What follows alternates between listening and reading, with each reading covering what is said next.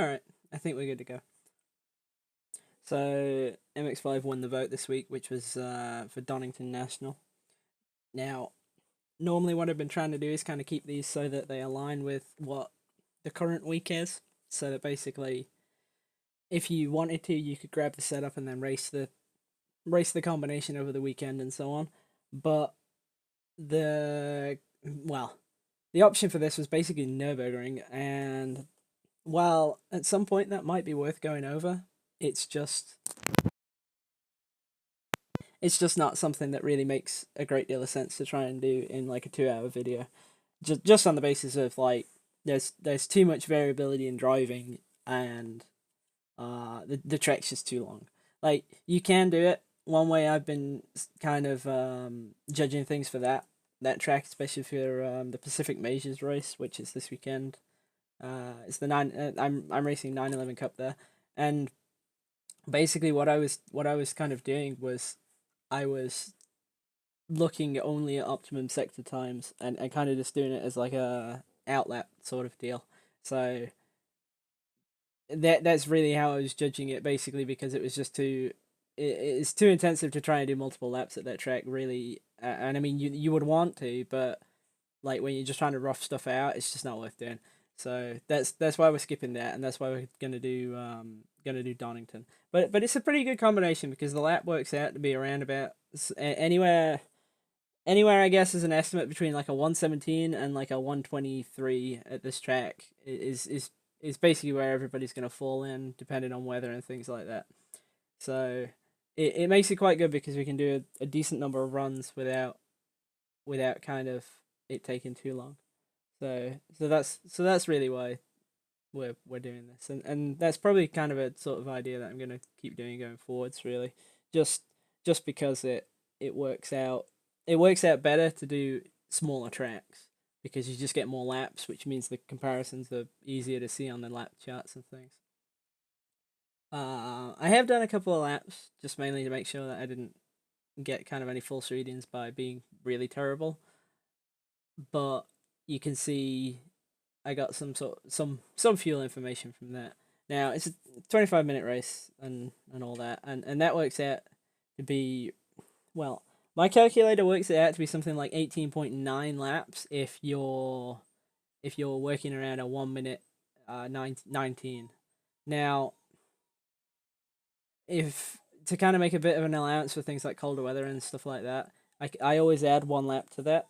So that I guess becomes 19.9, and then if it's going to be colder, there's a high chance that it might sneak out to being 20 laps. But realistically, it shouldn't be longer than 20 laps. And with 0.608 usage, that worked out to be something like 12.2 liters, and the nearest option to that's above that in the car is 12.5, which is 3.3 gallons. So that's how that's set.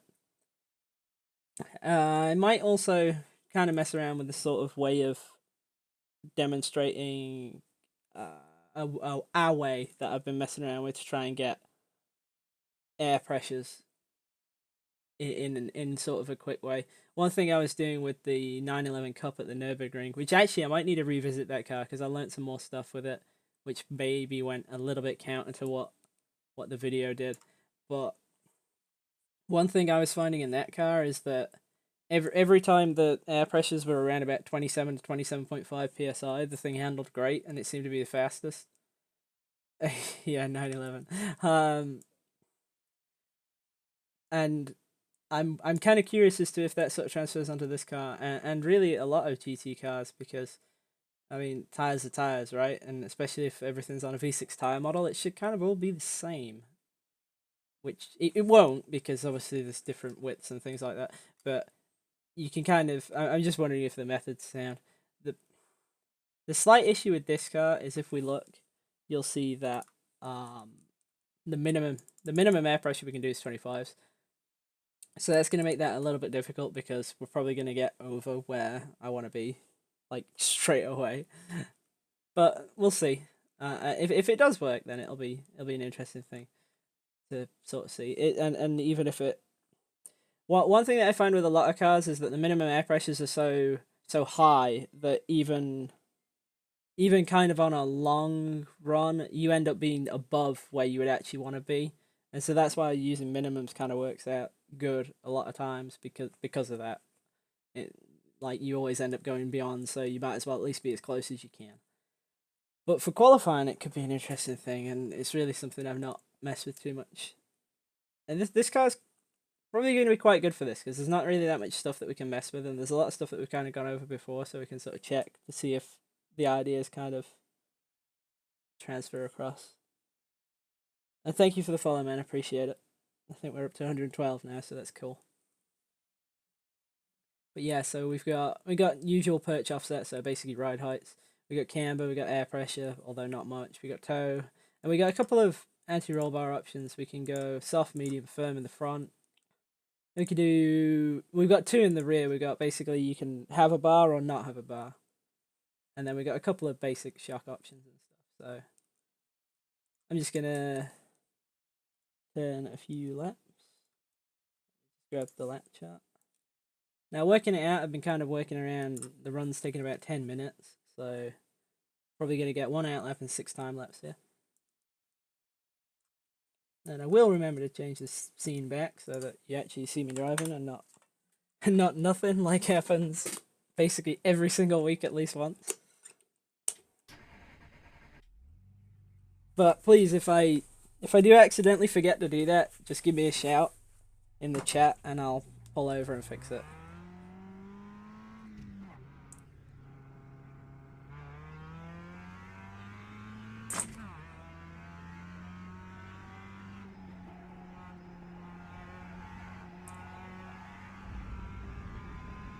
This is actually a pretty good track. It seems kind of too fast for this car, but at the same time that means that getting kind of reliable data from it shouldn't be too hard. That's really the only tricky corner on the track.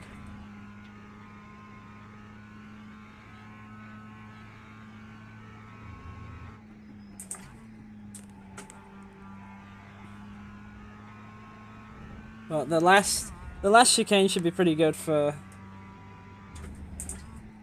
testing out some shock stuff.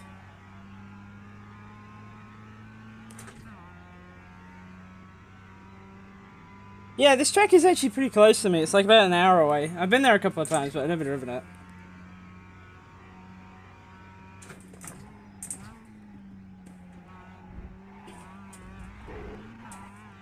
I keep getting told that I should.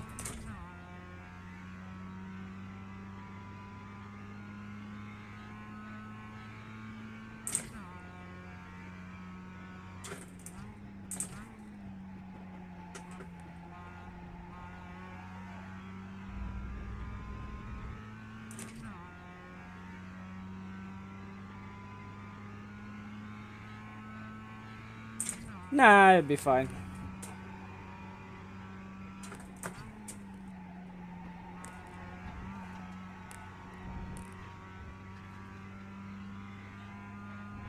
Like, that's the thing, with my hair actually being as long as it is, I could actually just tie it back and it's not a problem anymore. It was a lot worse when it was shorter.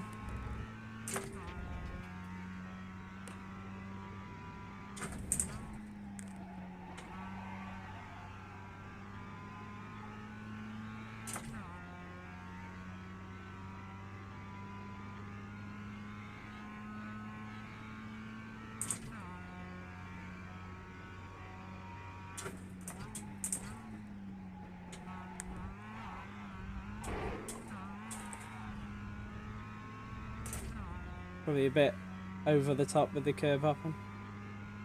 1 minute 19.35.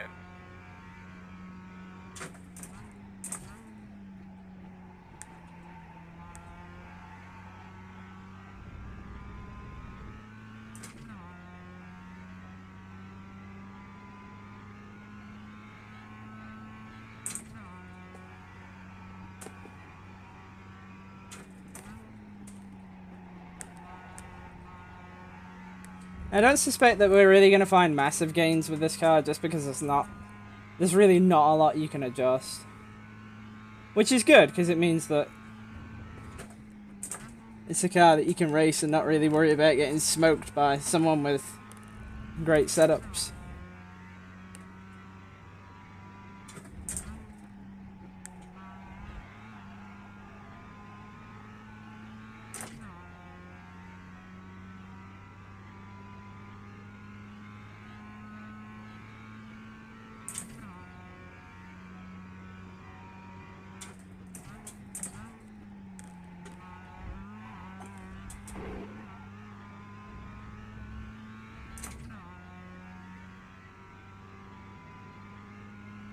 One minute 19.33.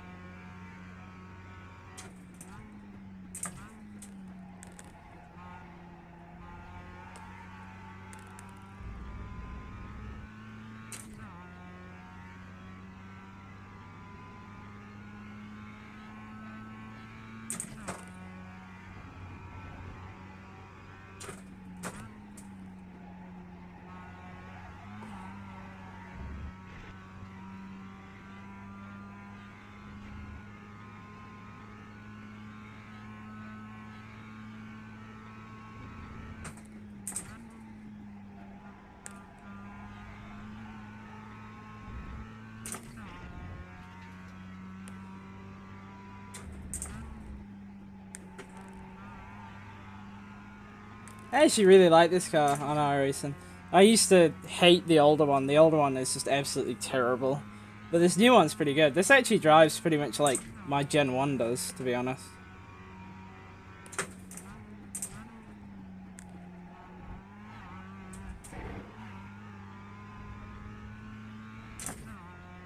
Which is fun. 1 minute 19.35.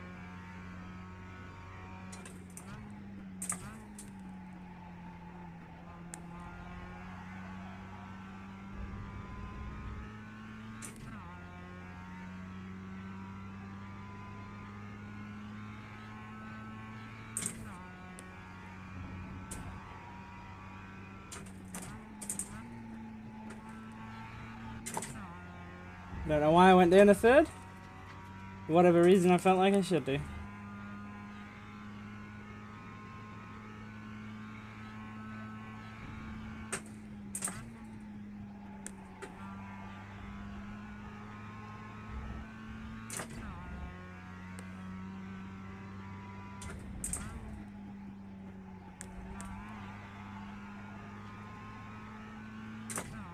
The thing I would say about the baseline is like it's aggressively pointy.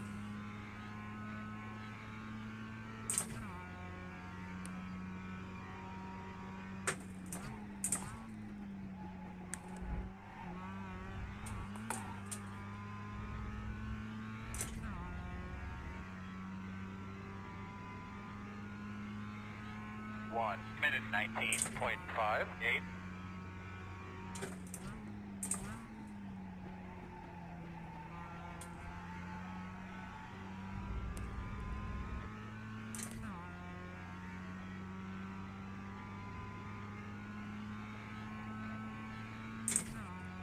You know what, I think we'll do 5 time laps, not 6.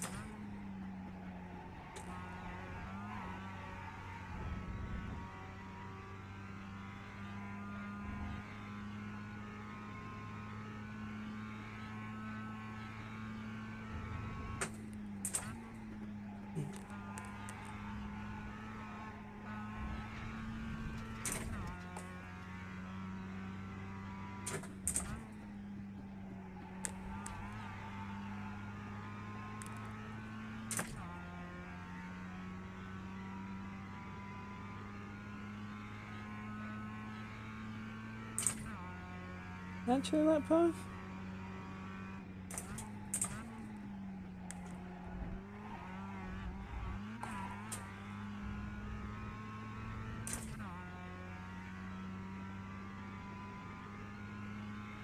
One minute Yeah, I guess it would. 19.41.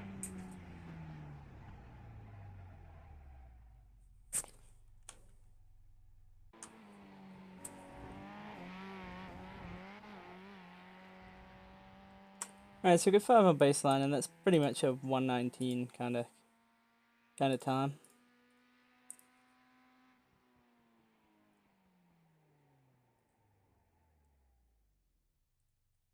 mid-19s anyway. Again, I'm just gonna omit the first number just on the basis of it doesn't really, like, we're not near a boundary, so it doesn't matter.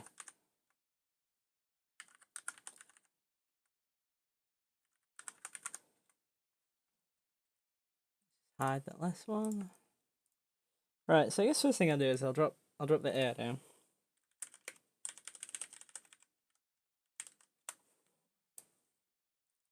And we'll see how that goes.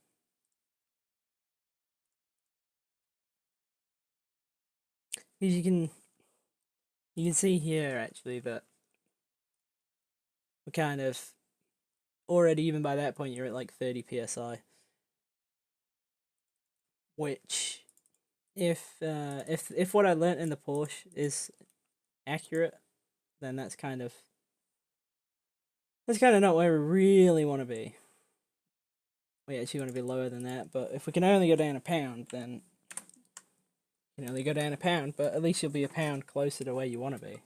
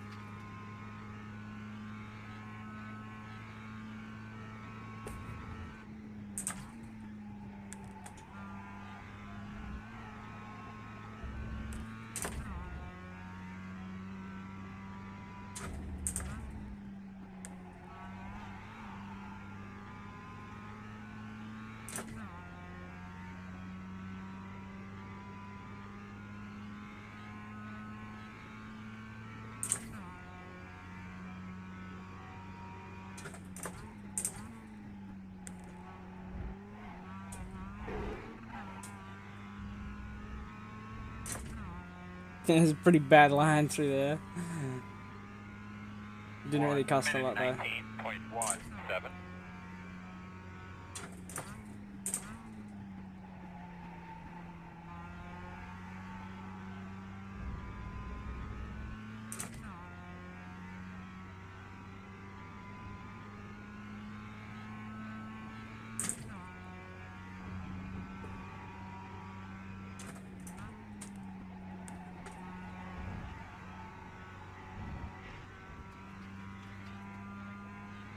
The thing that is kind of bad about this track is there's obviously a ton of places to get 1Xs.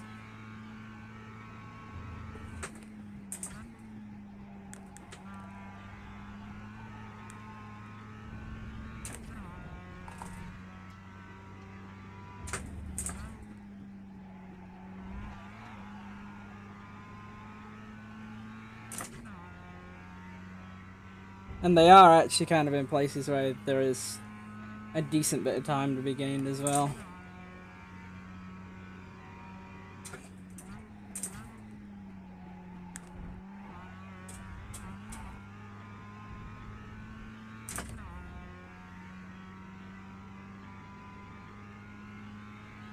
One minute 19.1.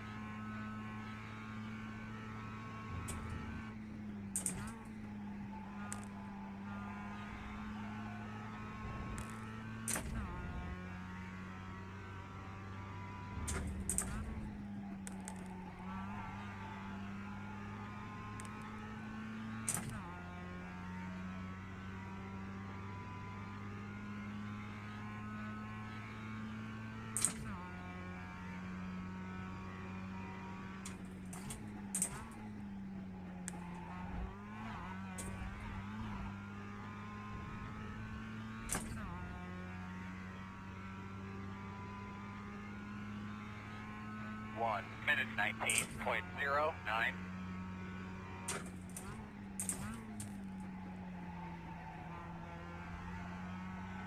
Kind of in two minds as to whether I should just let it kind of tack out in fourth going into one, but I feel like you lose enough that it makes the shift into fifth worthwhile.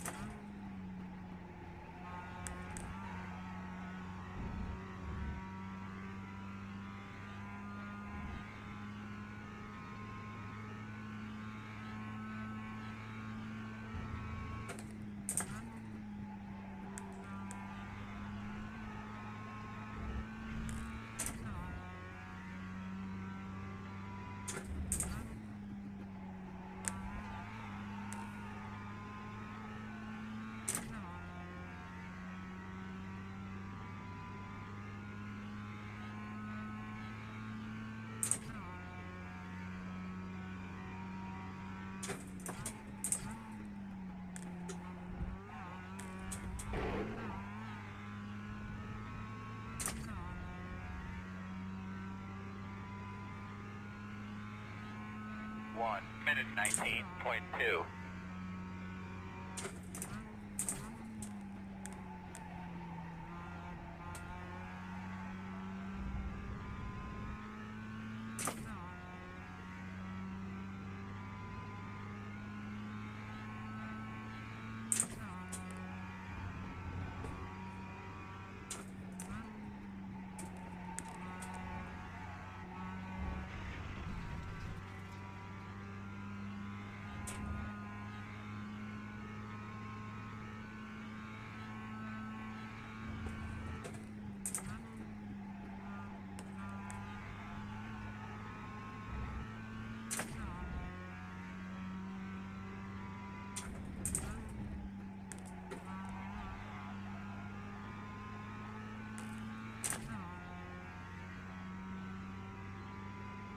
I guess there's not a huge amount of interest in doing setups for an MX-5, but that's fine.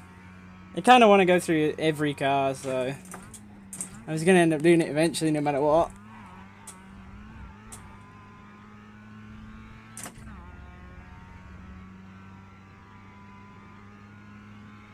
One minute 18.99. Alright, so I definitely feel like it was better like that, which was honestly to be expected. Because yeah, we're now at like 29.4. Normally I would mess around trying to sort of equalize out the air pressures a little bit, but I really don't think there's... I think because of how high they are, that basically minimums all around is always going to be better. Like, maybe if you could start at like 23s or something, then I'd consider like maybe say start in the left front at like 23 and the right front at 24, so they were evened out. But given that we can't do that, we're going to do 25s because that's just better. So I will find the spreadsheet.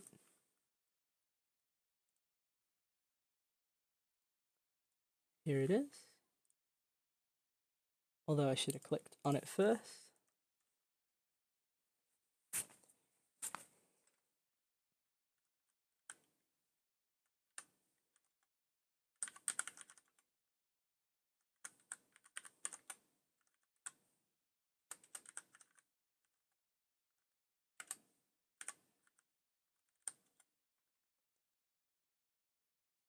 So, I mean, that's like what, I guess if you were trying to quantify that, I'd say it was probably about 1 click of air pressure is like 1/10.5, which seems a bit overkill. Actually, it's probably closer to 1/10 though.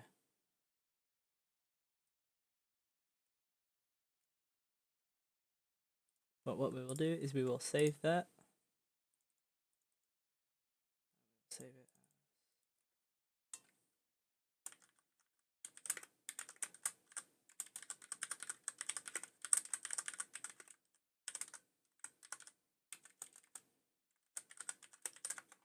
Save it as that. Right, so what else can we do? We've got perch offset, so we've got ride heights, we've got cambers, we've got toes. I guess the next thing we're going to see is how low can we get this thing? At the moment we've got like a 10mm split in heights. The balance kind of seems fine, so let's try and drop the front down first. Okay, I can't go any lower, so let's kind of fix that.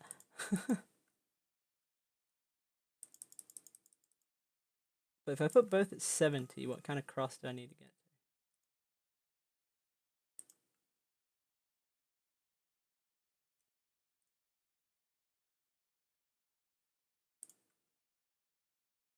Feel like that's almost exactly where we started.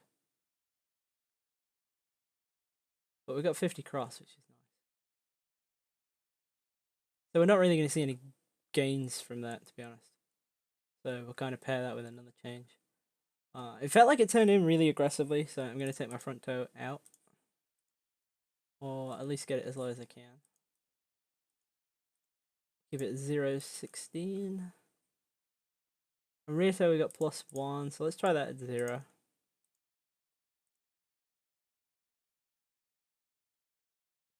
So the car's like, what? A mil, maybe 2 mil lower now. And it's also, you got the toes at 0, so that'll be what we'll call it.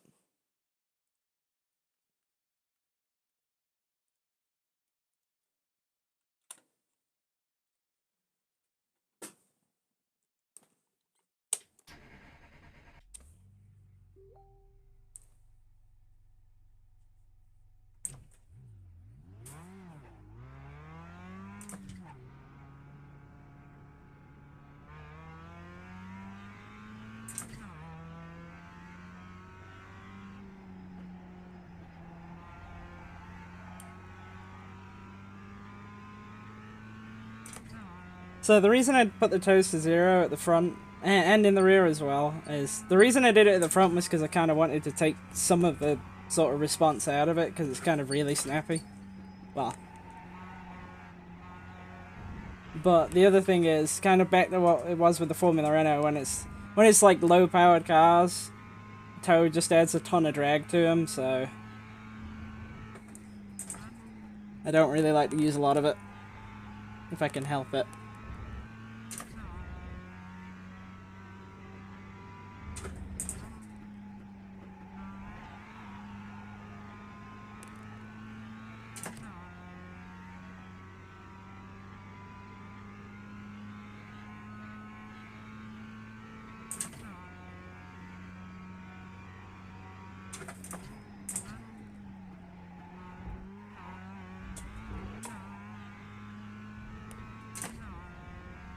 On those curves, it seems like you can take a ton of the first one, but then the second one seems to be better if you just sort of drive along the top of the red part.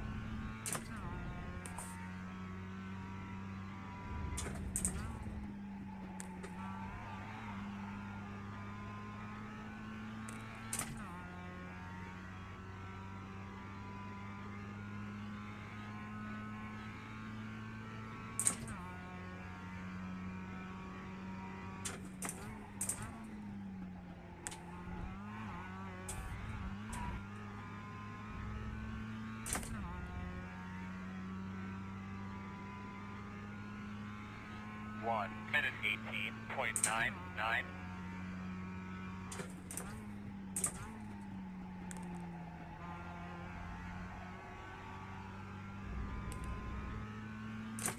I never do know what line is best through the first corner.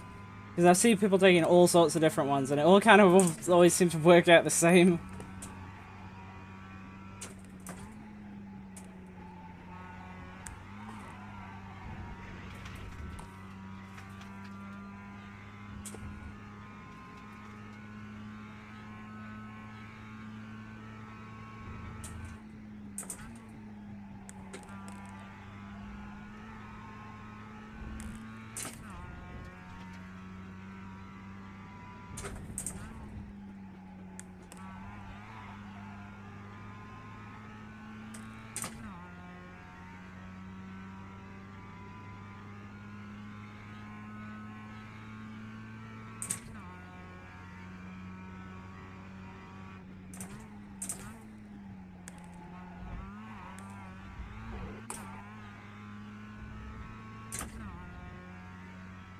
I feel there could be a decent bit of time to be gained with shocks in the last last chicane, really. Lap.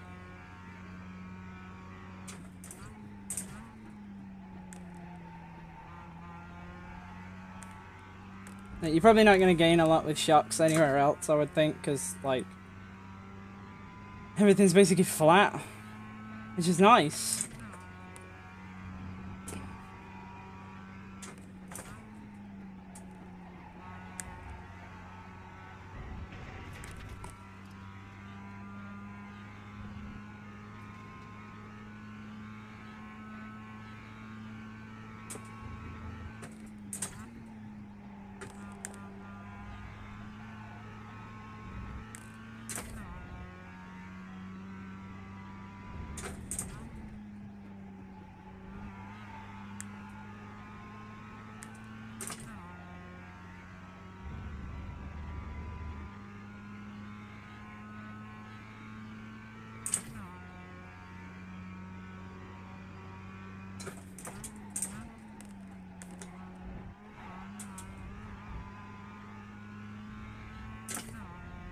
That was lucky. Because I don't really think that that should have worked that well. Minute 18.79.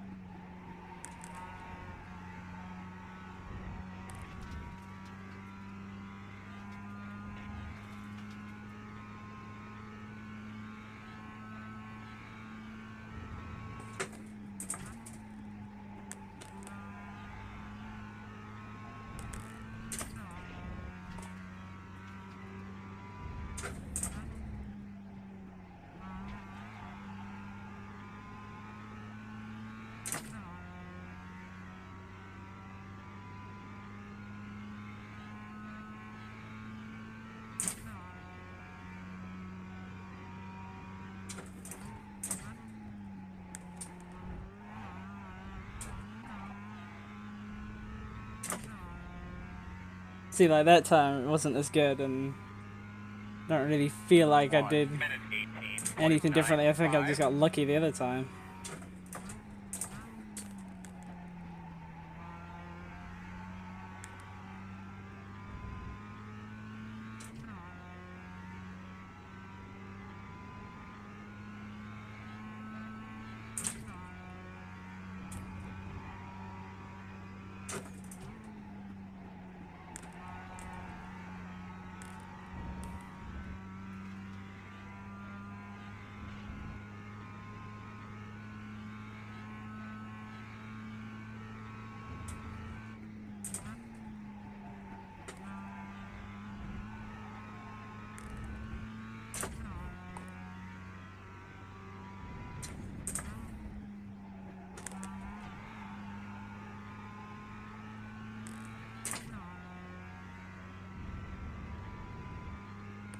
That corner's also kind of a bit strange as well, because Again, you can either run the inside or the outside.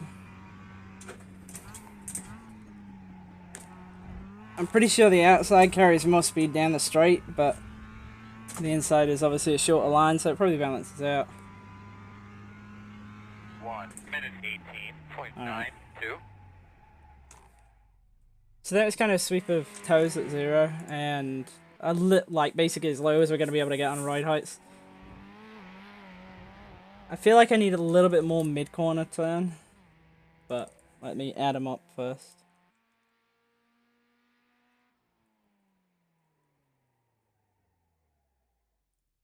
Okay, so that was...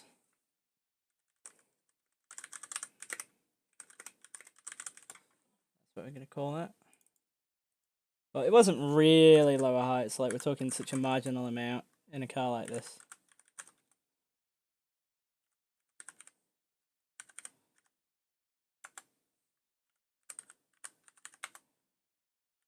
Also, if anybody has any ways of automating just pulling values and putting them in spreadsheets, that'd be great. I guess it was a decent amount of gain. At 2/10 average, which is cool. But I feel like that direction's kind of maxed out now. So, what have we got next? So, I think we're where we need to be on air pressures. I kind of feel like we're where we need to be on heights. Let me just save that. I mean, how low can we go on rear heights? Is there a limit? By the looks of things, the answer to that's no. Although I'm probably not going to want to do that anyway. But we'll see. We might return to that. I feel like OEM bar in the back is going to be better than unhooked. I do want a bit more turn. Probably definitely get away with more front camber out of the thing. So we're going to go up. Let's go up to 3.3.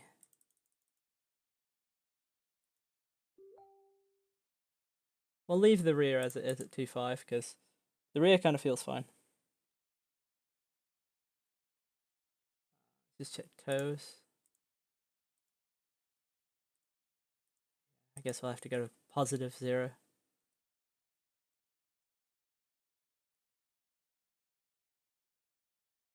We wound down as far as we can go on this corner. Yeah.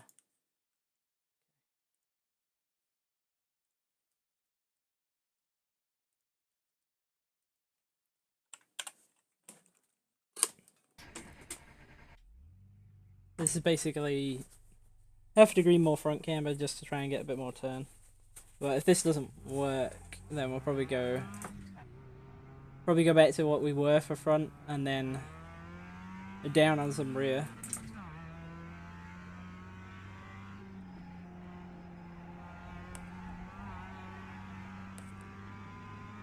I don't really want to take the front bar down. I could do that and that should give it a bit more turn in the nose, but I don't really want to do that because there's enough high speed corners where I don't really want the thing to roll over. Like through here, I feel like with the bar on soft, it would be kind of hideous.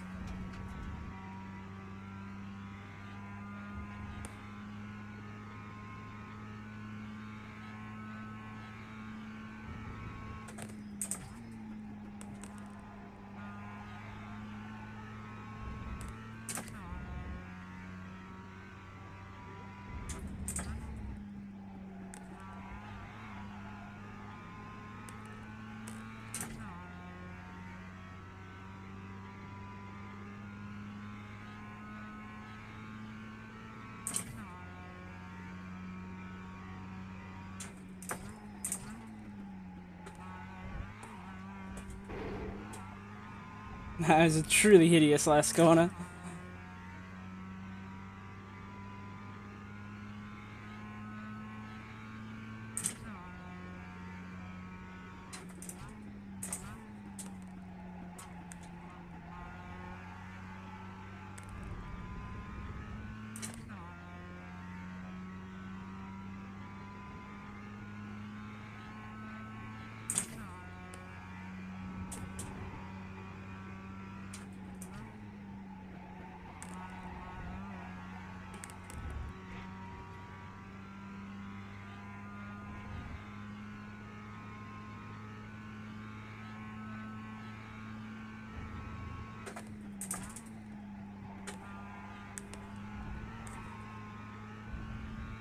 It's definitely shunted the balance forwards in the mid corner, which is where I wanted it really.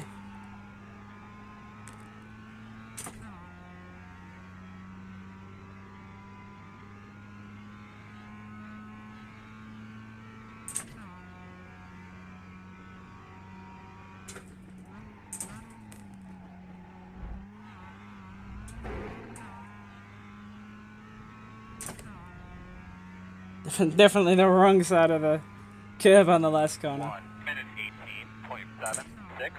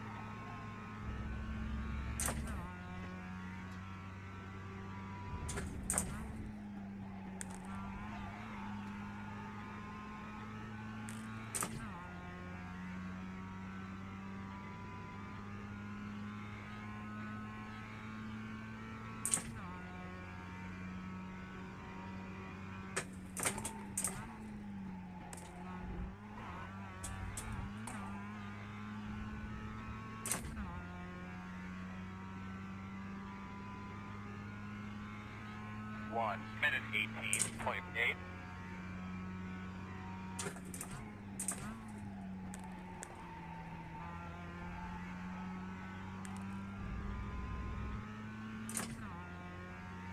I get the feeling I can probably use the brakes a lot more than I actually am.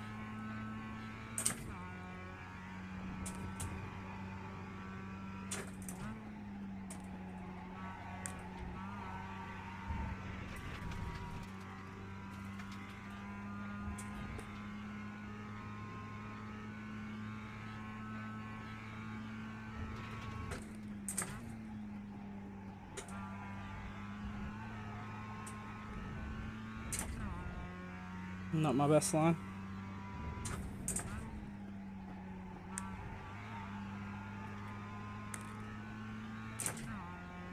Hey Carl, how you doing, man?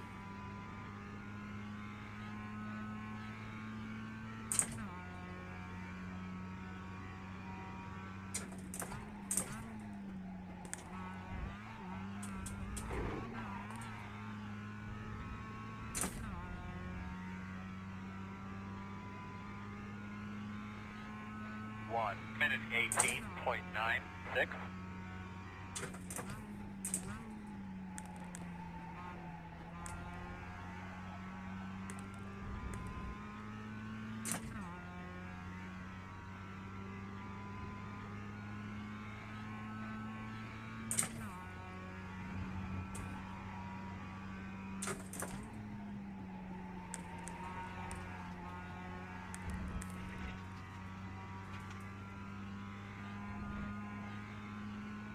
Yeah, pretty decent, man. Just tired.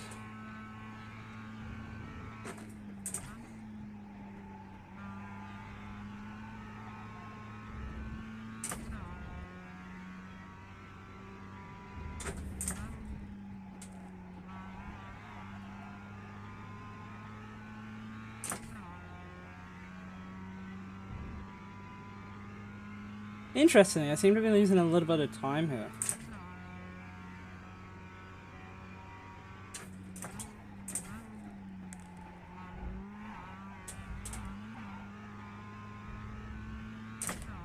So I'm thinking what I might try on the next run is the front camber we had before, but down a little bit on the rear.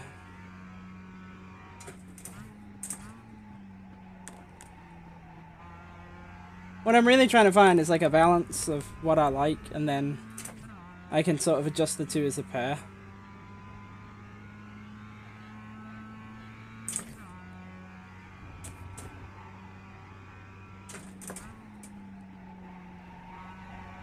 That's what I tend to do with a lot of stuff, actually. Like, I try and find like a balanced front to rear that I like, and then I'll adjust them as a pair, like up and down. Try and find sort of the area I want them in.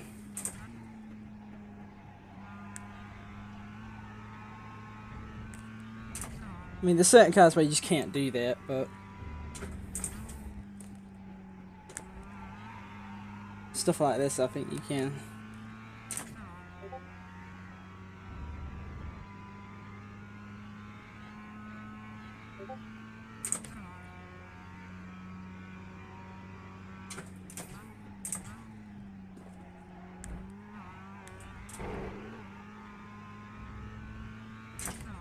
Hey, how you doing, man?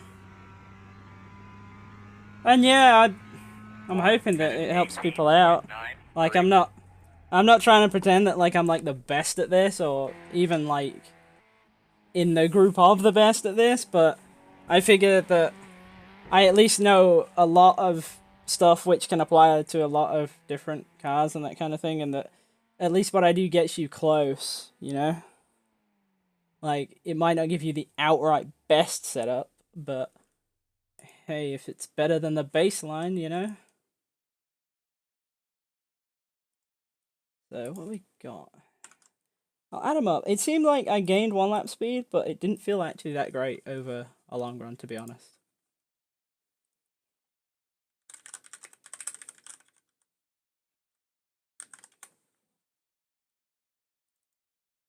But we'll add it up and we'll see.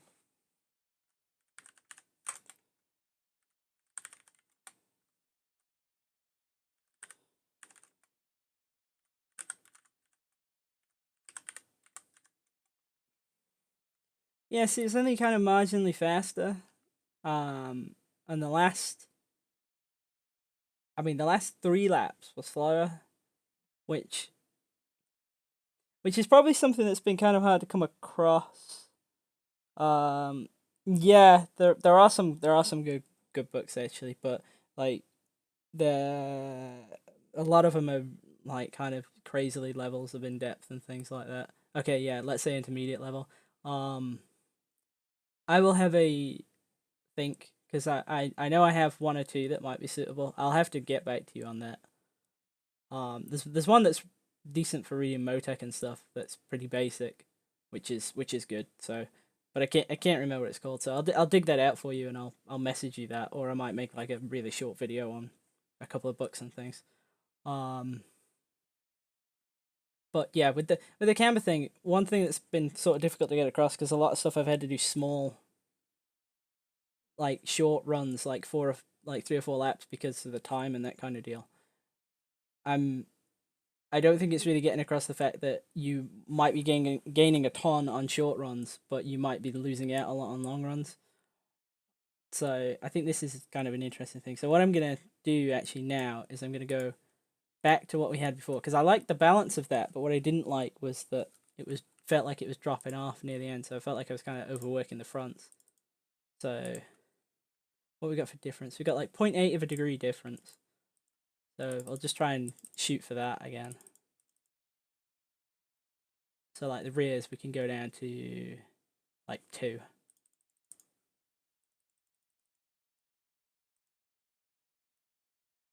And I'll just nudge the heights back down a little. So we're going to run 2.8 front, 2 rears. I have previously raced this car with the things maxed out on the canvas, but I'm kind of having a bit of a change in theory on that. In that some of the stuff that I've done, like myself as long run, is kind of starting to perhaps go against the idea of running really high canvas. I think for qualifying, high canvas is the way to go, but for race, perhaps not. Anyway, let's try this.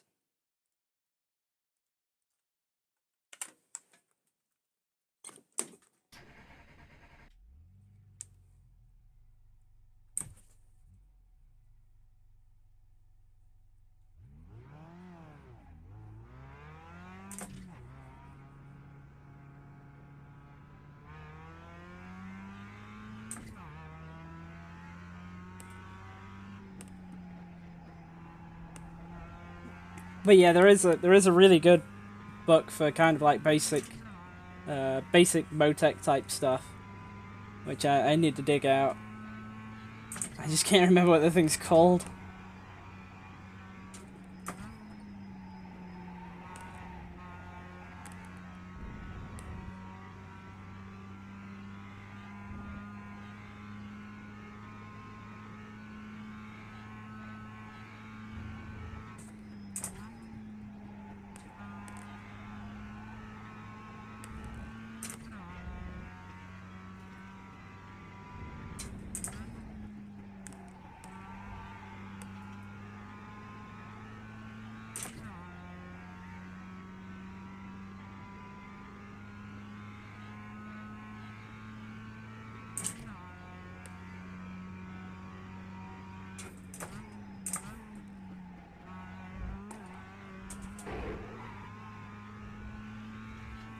The other thing I've noticed with really high camber angles is that they really don't like curbs.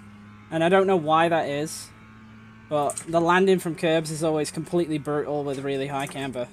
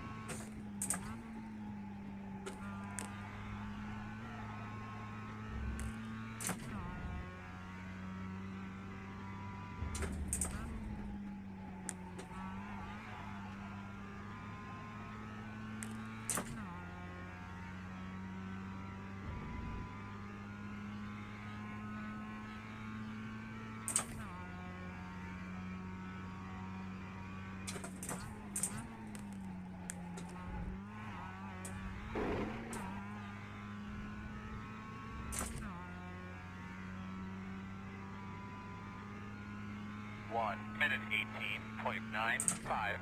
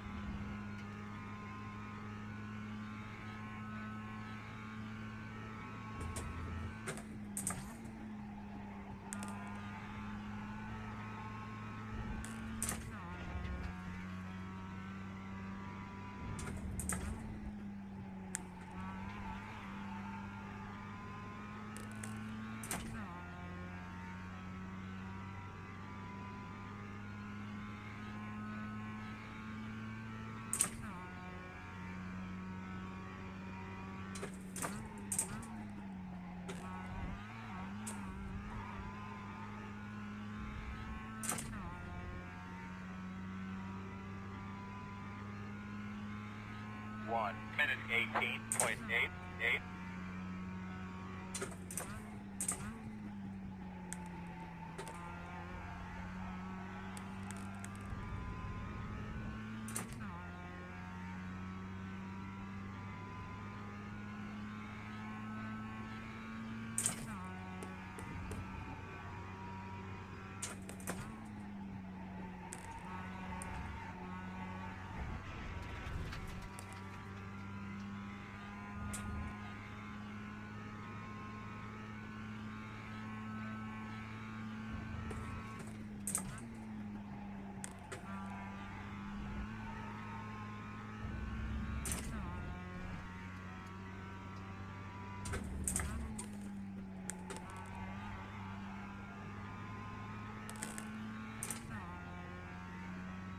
Definitely feel like ultimate pace might have gone down a little bit,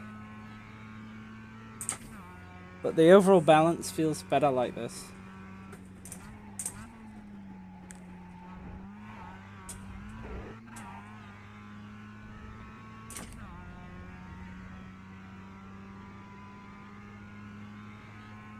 1 minute 18.92.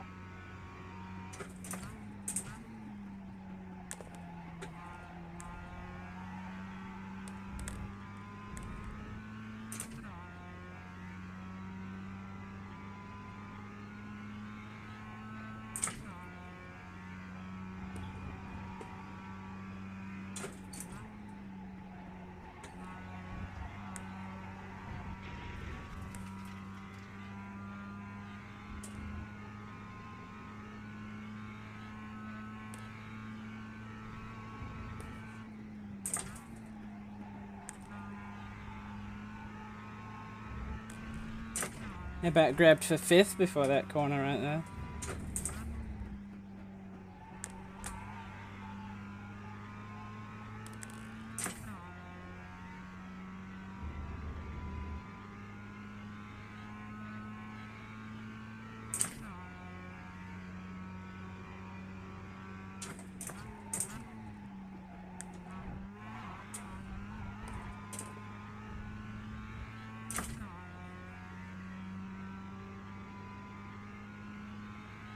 One minute 18.73.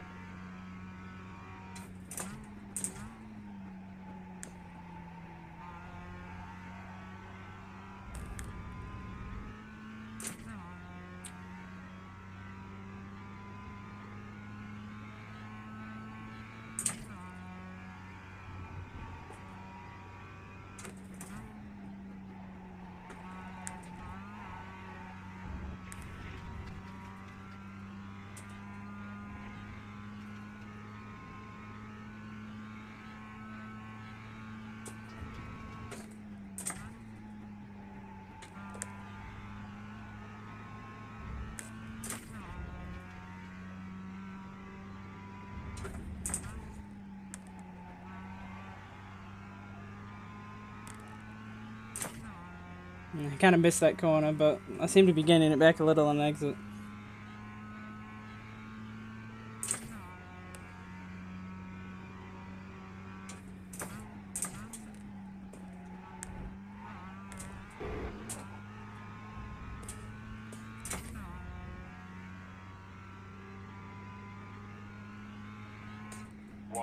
Okay, so that wasn't a particularly great last lap, but I have a theory on this that I feel like the times demonstrate, but I'm not going to say it because in case I'm wrong. Basically, I want to check first. So that was basically rear camber. Negative 0.5.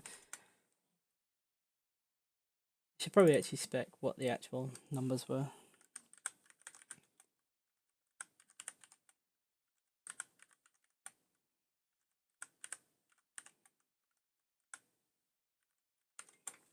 Right, now I feel like my last lap I could have hit it a lot better. But really what I was hoping it would demonstrate, and it kind of did a little bit, is that the first lap pace was kind of a little off, and then it was kind of it felt to me, and like lap 4 kind of shows it, that it was getting better as it went.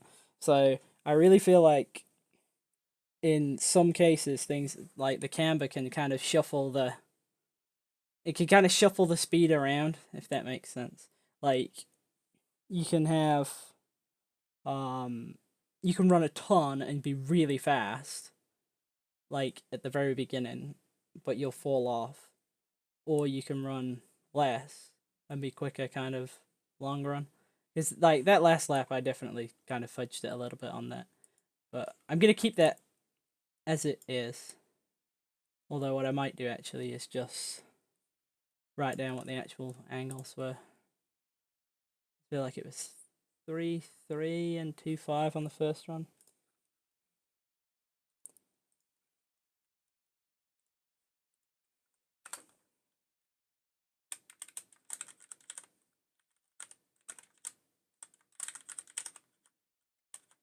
I know it was like a 0.8 difference.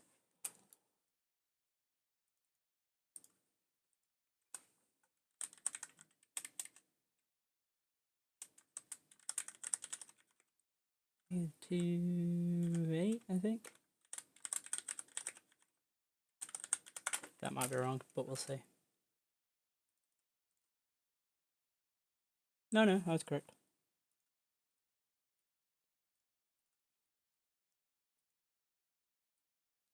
Like for that though, I feel like if anybody wants to kind of do their own messing around with it, that's up to them to do afterwards if they want to. But I feel like that split of about well, it's 0.8, but the optimum split might be around a degree front to rear. I definitely feel like that's probably around where you want to be, and then you can just kind of move up and down like a half degree, a degree at a time. I'm not going to do that because it just takes too long.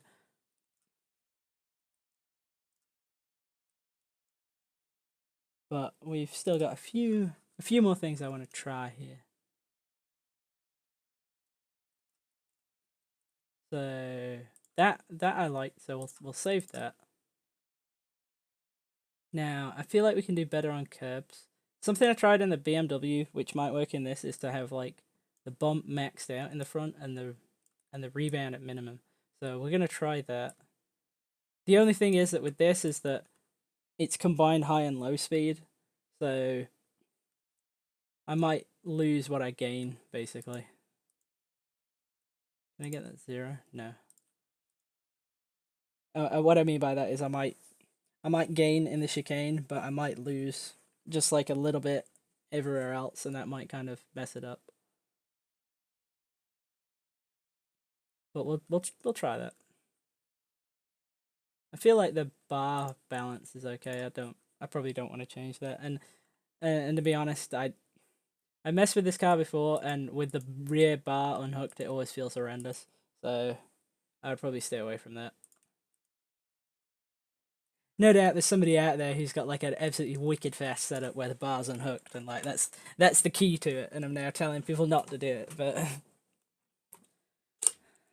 I don't profess to know that kind of detail on specific cars. I just try and do a general thing that gets you a good bit better than where the base was.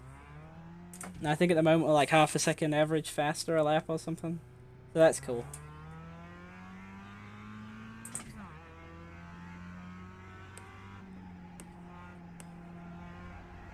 So the purpose of this really is to just get us better at hopping over that last chicane.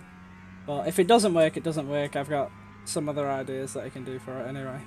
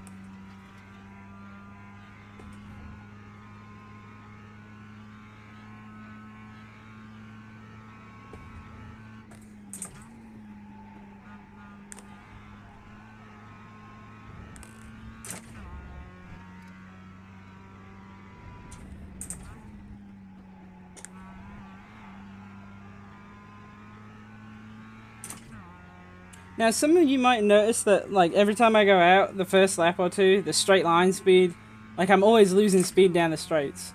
And that's just some weird thing that happens with iRacing. It's got to be related in some way to tire temperature, because it's not related to air pressures. Because you would think, oh, maybe it's air pressures are down, and thing, then you got more drag in that. But it's not. 1 minute 18.8. It's not that, because I've tested that for like super speedways and stuff, and even if you put the air pressures up, you don't gain anything. You still have that thing where like the first lap is slower down the straights.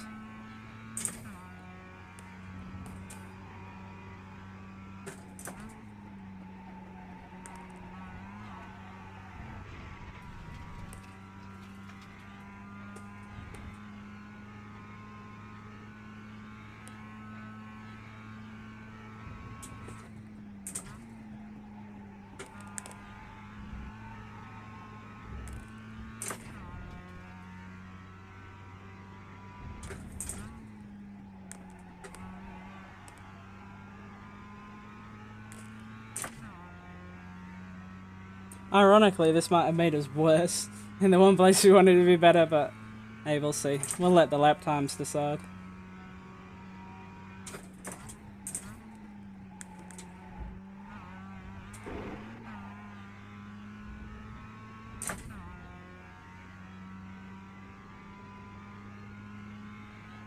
One minute 18.89.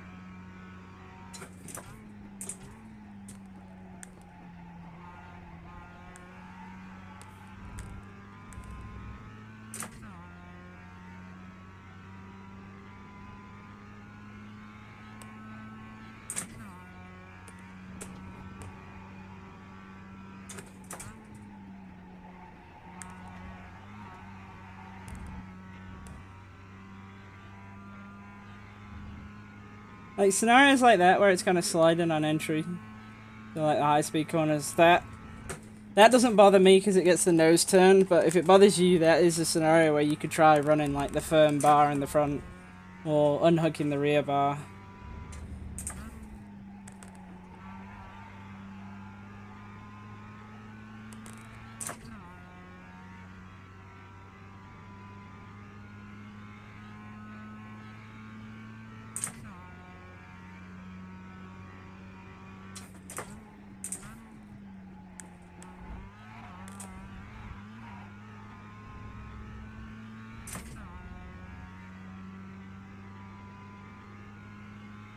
One minute 18.88.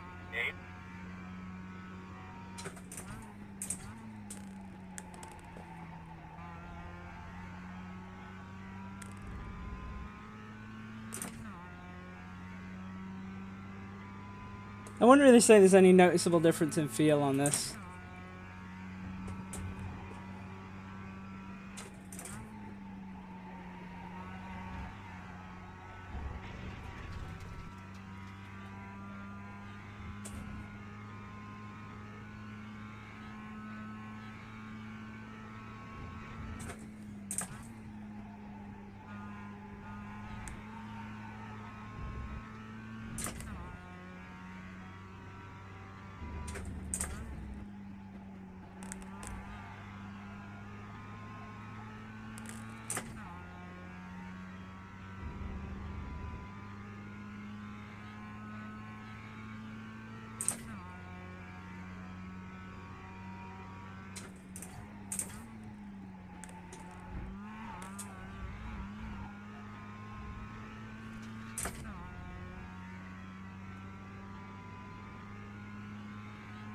One minute 18.93.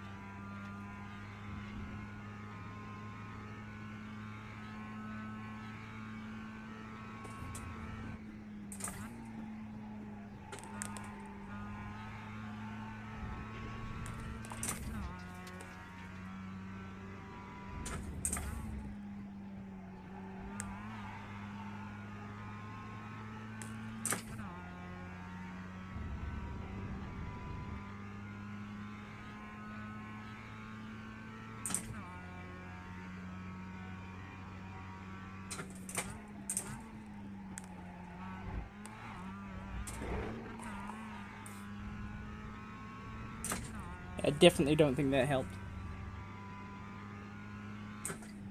1 minute 19 flat. But I'll add them up anyway. I know it's going to be slower though. Or at least I think it's going to be slower. Looking at it now, it doesn't look as clear cut.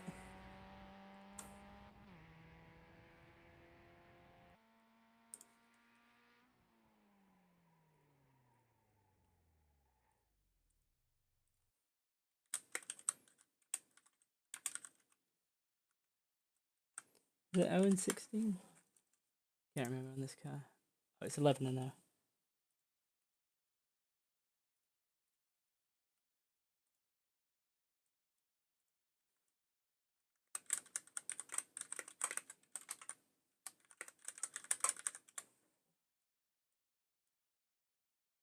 Ah, I didn't open the thing again.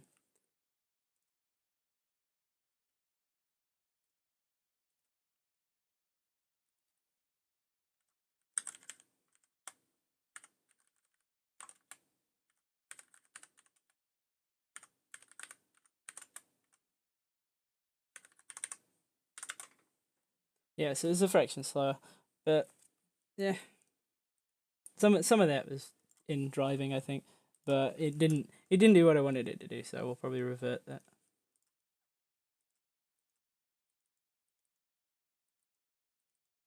I'm wondering if there just outright isn't enough damping available, really, because I mean it's hammering over the thing.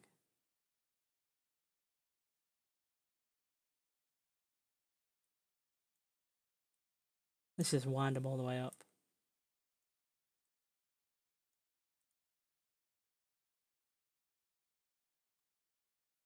I wonder why my crossweight has changed.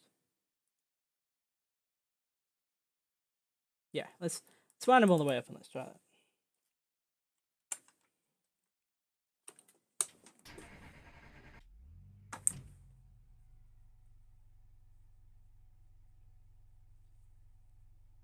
It's strange how certain things can work in some cars and then completely not in another. But I definitely feel like it's because there's partitioned high and low speed in other cars and there's not in this.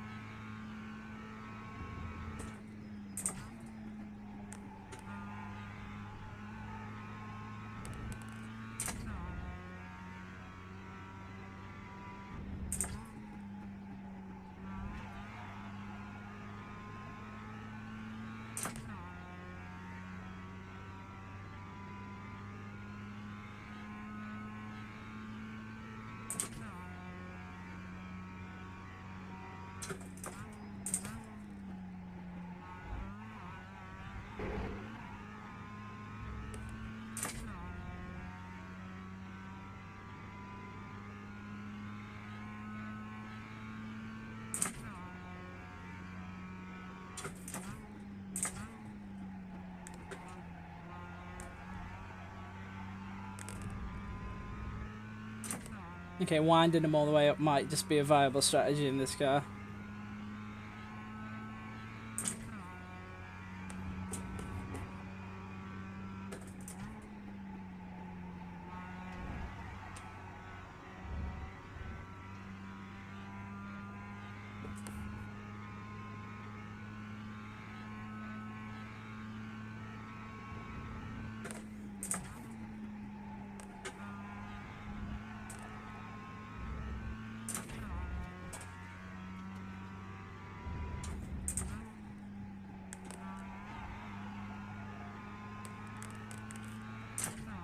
The thing that always kind of puzzles me about the cars that don't have any spring options, but still have shock options, is that there really should be a perfect set of numbers for them.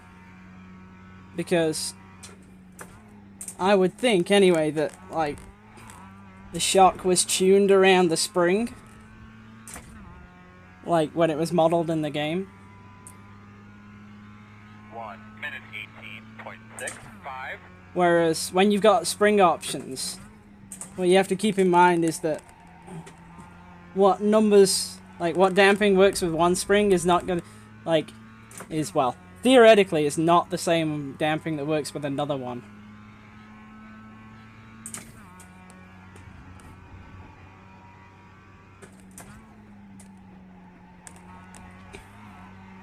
But like for a car like this, like there should be really a perfect set of numbers in here somewhere.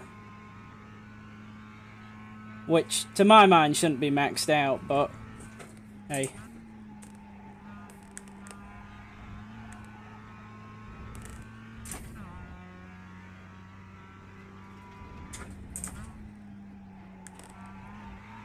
In the end, you gotta look at the stopwatch and not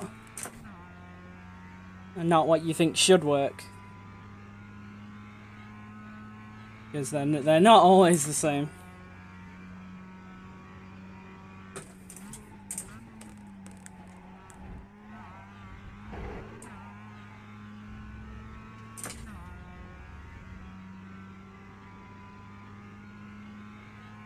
One minute 18.78.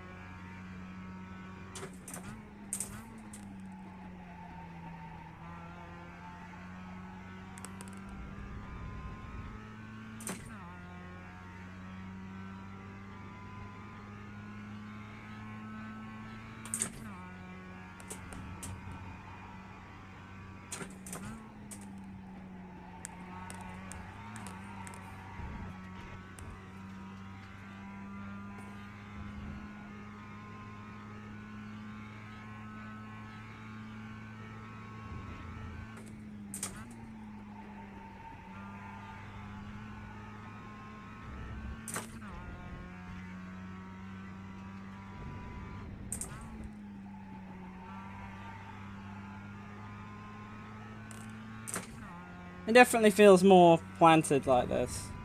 Like there's not as much roll or anything, and I kind of feel like that's where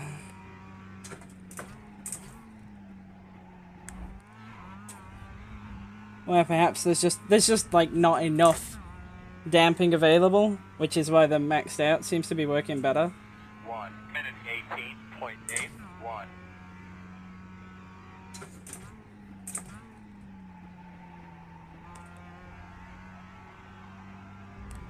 And also there might perhaps have been like an aero consideration with something like the BMW where the settings I was using were better because of that as well.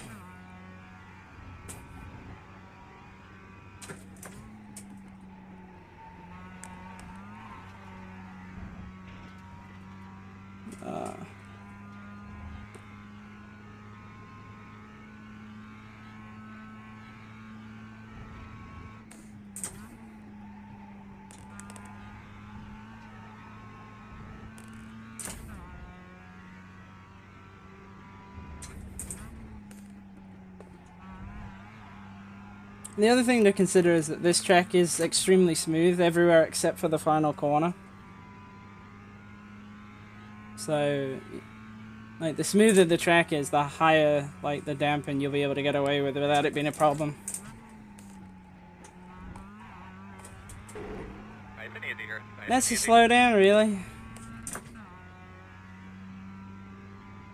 I'm just going to clear my own penalty on that one.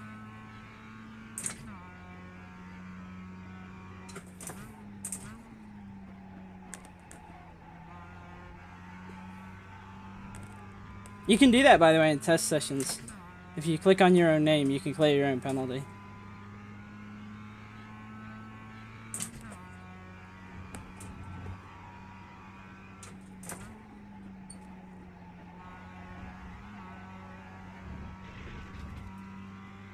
You got it. Alright, get in that groove now. Alright, bud, bring it back in here right now.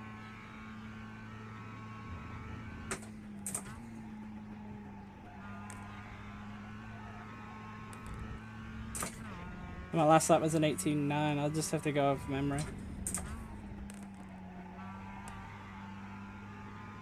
I mean, like, that's the absurdity about some of these slowdown things with iRacing. They didn't gain anything there. I'm going slower.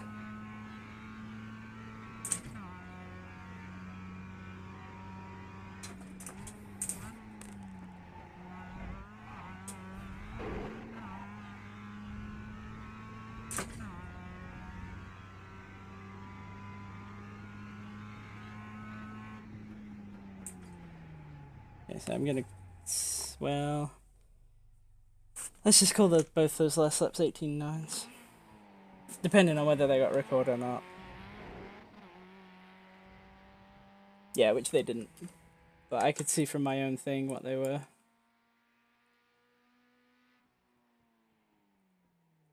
It definitely felt better. I just kind of... Damn it! I didn't have the thing on iRacing again.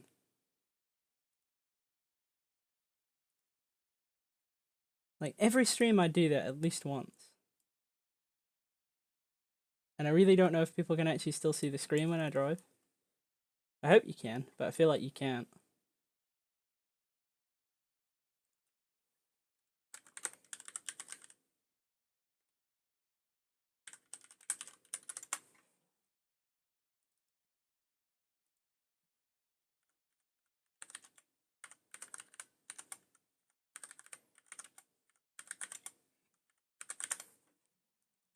Yeah, so that was better. So we're keeping that.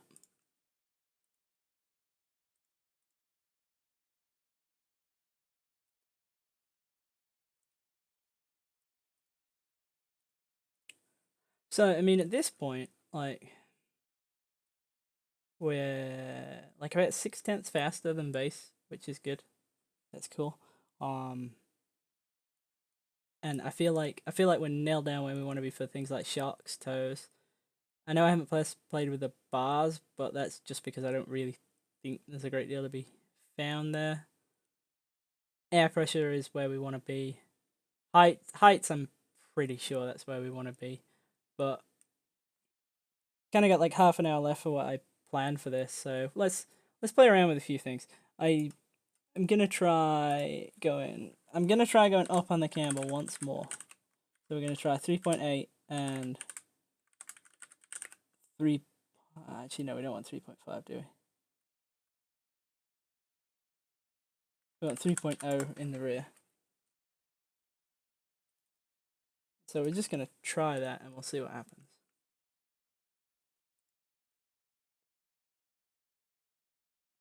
I definitely need to figure out my scene switcher stuff so that I don't keep having to mess around with it and get it right. There's one advantage of the camber is that it's let me drop the ride height slower. Oh, okay, I can only go up to 2.5 on the rear.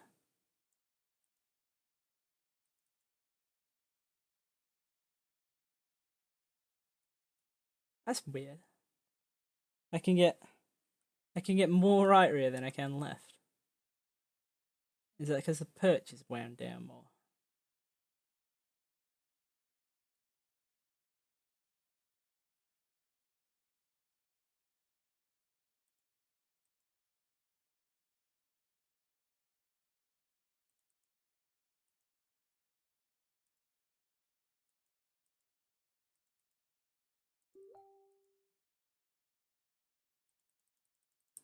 Yeah, I guess it probably is. How strange. So I can't do what I want to do there. I can't get to 3.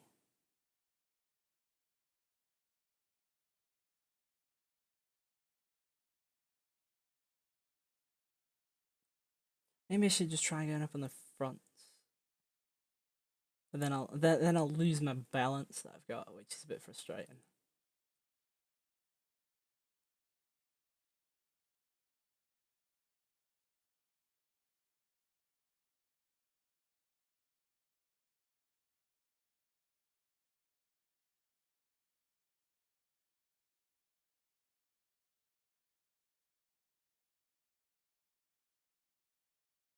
We could try going down on it, but I feel like we're kind of where we want to be. Oh yeah, let's try it. Let's try that. Let's just try 1.5. It's only 5 laps. So we'll try 2.3 and 1.5.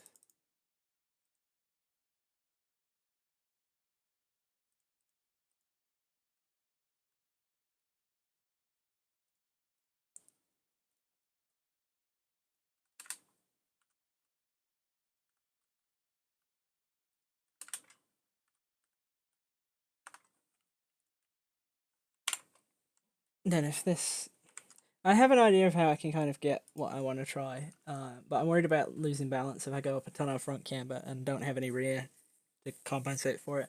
So what I might try, if this goes faster, then I know that it doesn't matter. But if this is slower, then what I want to try is I want to try like 3.8. I mean, let's just see how high can I go in the front. You can go all the way up to 4.3. Well, 4.1 in practice, I guess. But we might try that, but by doing it kind of in a, I might have to drop the rear height to counter the extra grip I'm gonna have in the front, or at least the supposed extra grip I'm gonna have in the front.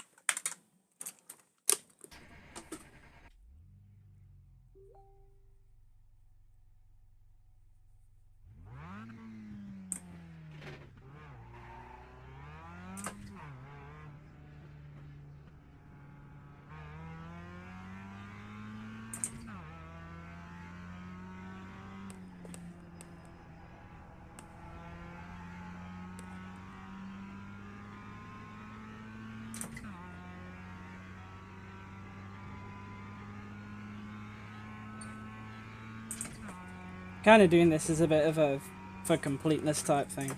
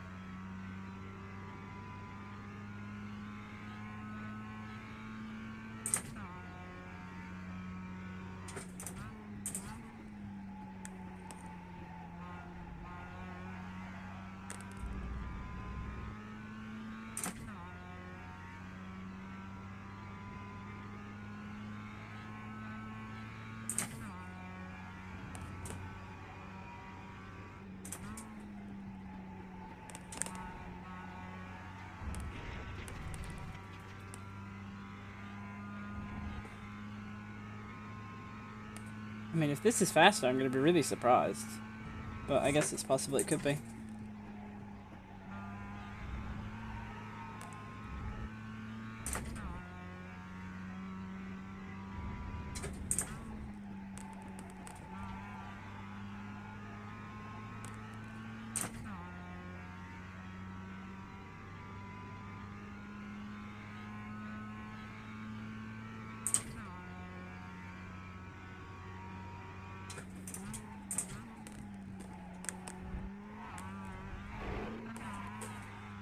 Shocking lines through the last corner.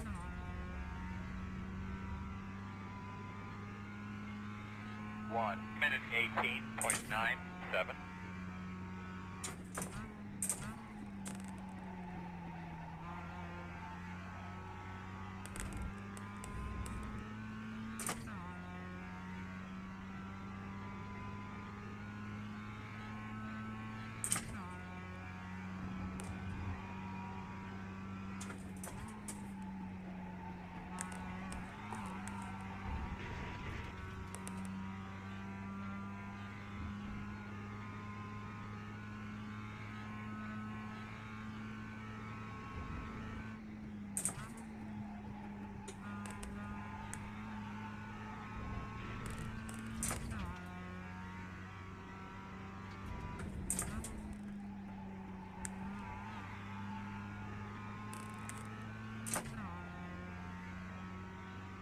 It's weird, it's better through that corner consistently.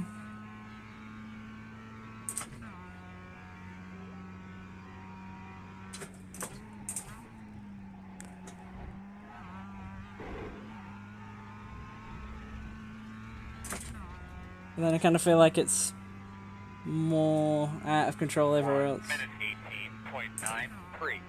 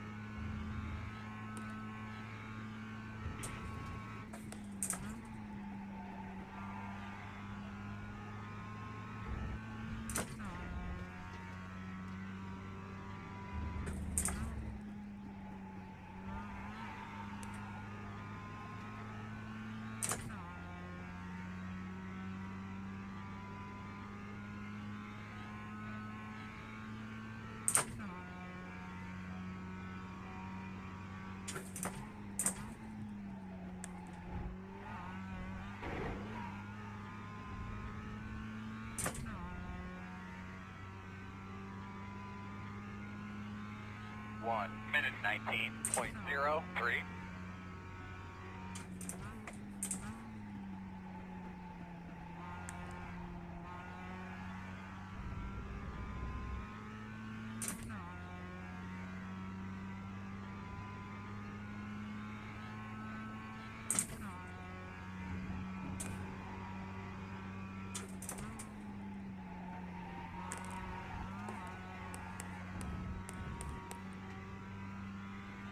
Definitely feel like I've lost some performance like this.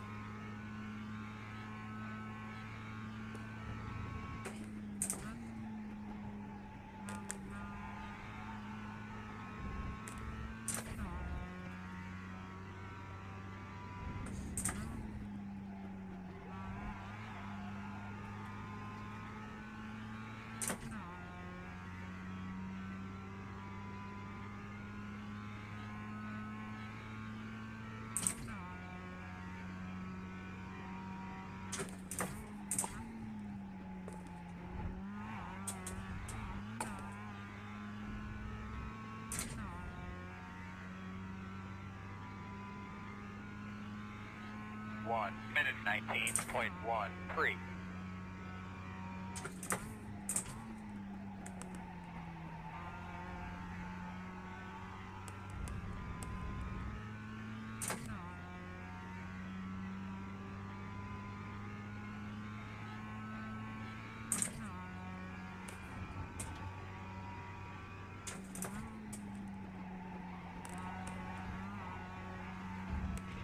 Like, you can kind of see where the time loss is happening is in the higher speed corners.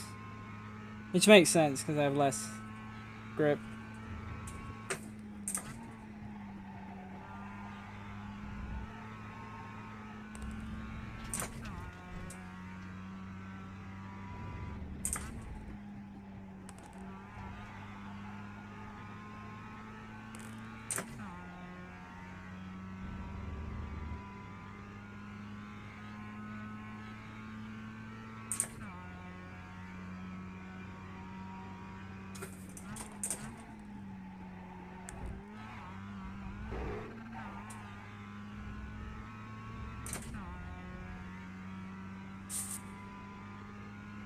One minute 18.95.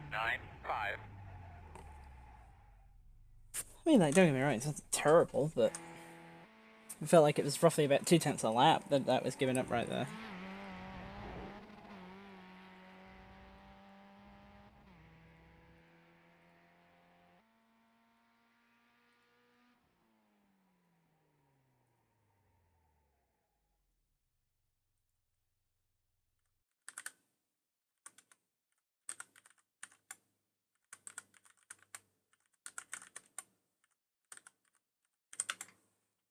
Yeah.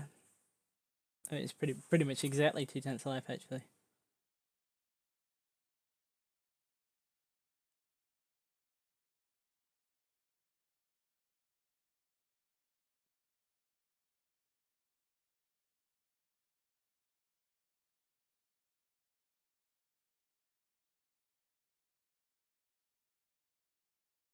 What did the baseline have in it for cambers? Obviously that's where we started, so let's just load that. That's 2.7 and 2.5. We're at 2.8 and 2.0. Don't feel like I've ever tried 3.3 in the front and 2.0 in the back. So we're going to give that a whirl.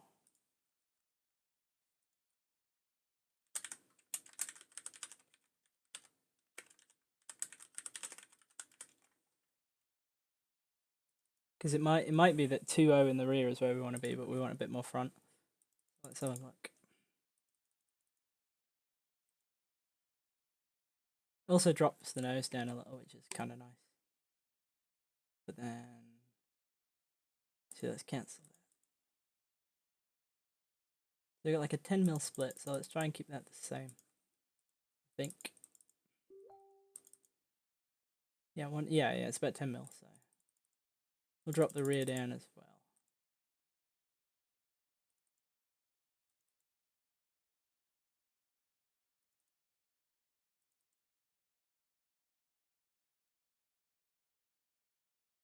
Yeah, that'll do. Now we need to.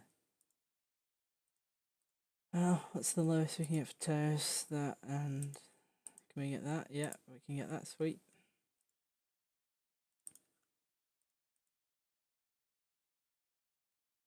So we're trying 3.3 and 2.0.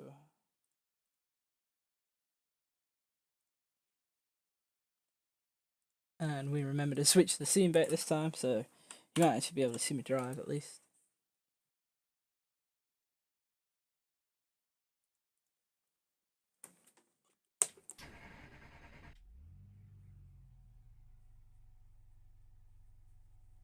Feel like this might be worse, but I'm just curious.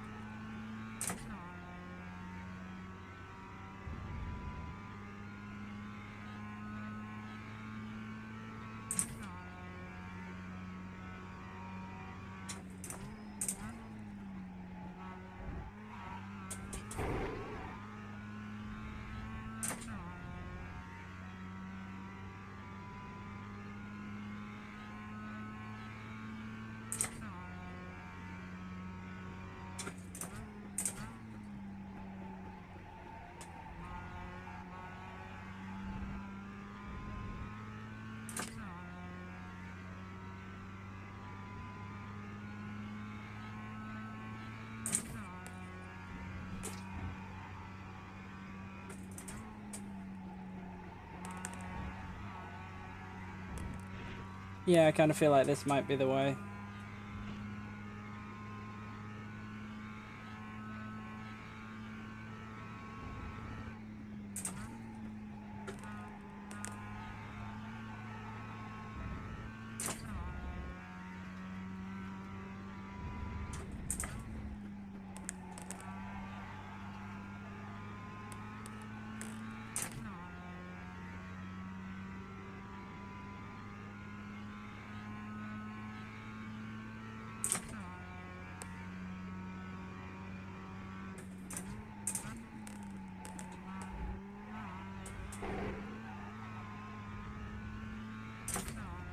In fact, I'm pretty sure it's the way. So, really, what it comes down to a lot with canvas on stuff is basically trying to find the split front to rear for a specific car.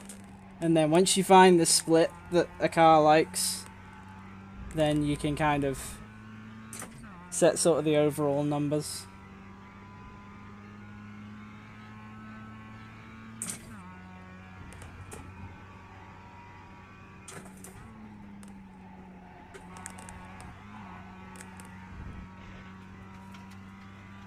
I mean, even if this doesn't work out better for 5, which I kind of feel like it's gonna, then it's a handy trick to know for qualifying.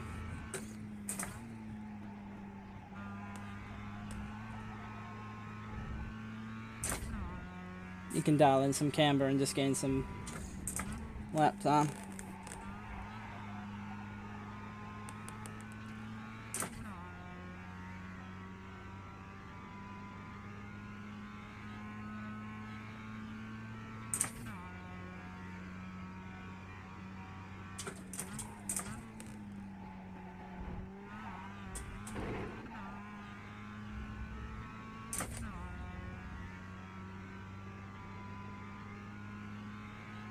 Minute 18.66.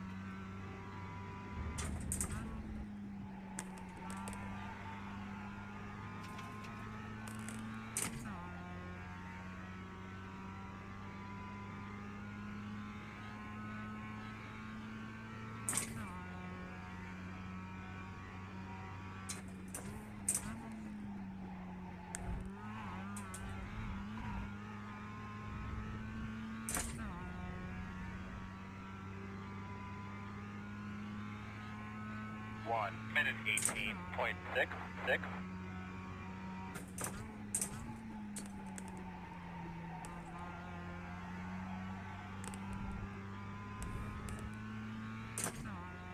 I mean, really, it's a similar kind of thing for basically every car. It's just the more options you got, the longer it takes you. Which is kind of why I wanted to do a car like this.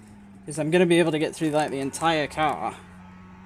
And get to what, honestly, it's probably like as good as the setup's going to get. In like 2 hours. And then really, it should kind of be a setup that you can use at basically every track. Like that's kind of the disadvantage with the higher class cars, is that that's never going to be a thing, because you just got too much stuff. You got too much stuff, and there's too many variables that mean you're going to have to do a lot of difference.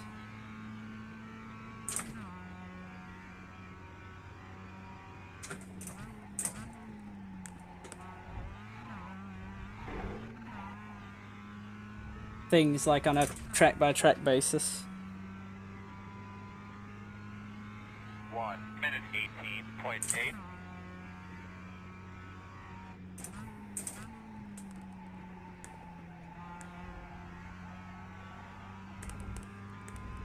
Compared to a car like this, where literally what's going to work here is basically going to work everywhere.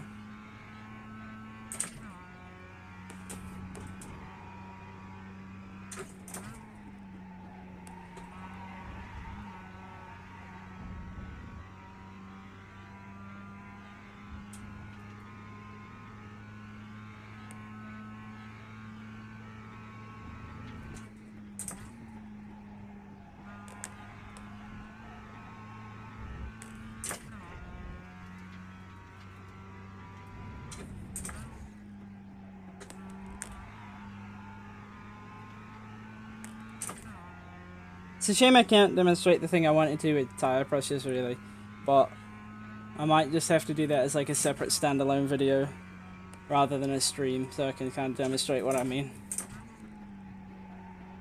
That's gonna be a slowdown. Yeah, and Avoid you. all the grass if we can, buddy. Oh, I know what the time's gonna be anyway.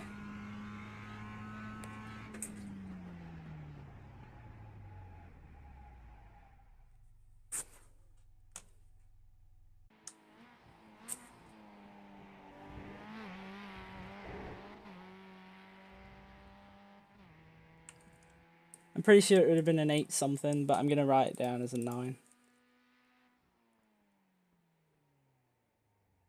Just because I don't know for sure.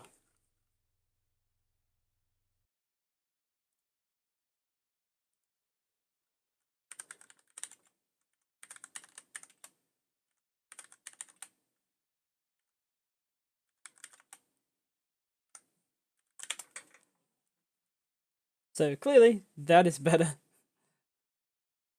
Like quite categorically as well. Right, so we kind of know that that's sort of the direction we want to go. So we'll try another. I mean, we know we can't go up that, like, we can only go 2.5 on the rear, but going down to 2, I think is where the gain was in the rear. Because, like, hold on. If you look, we've got this running there, it's 3.3 front and 2.0 rear. And then we've got this run over here that's 3.3 front and 2.5 rear. And the 2.5 rear was slower.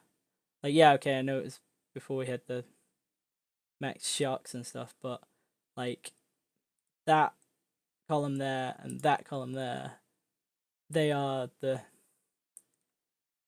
same except for shocks. So, like, the average there, like it was a 10th gain with the max shock. So, like, if we see this, it's like an 18.9, and then there it's like an 18.7. So, like, okay, yeah, a 10th of it is probably shocks, but then the other 10th will have come from the camber. So what we're gonna try next is -3.8, and we'll keep it as 2.0 in the rear. Now, it could quite possibly get to a point where basically the thing is too difficult to drive, as in there's just way too much front turn, and that might be where actually bumping the bar up in the front could be handy. And that's why it's like it's never clear cut as things go.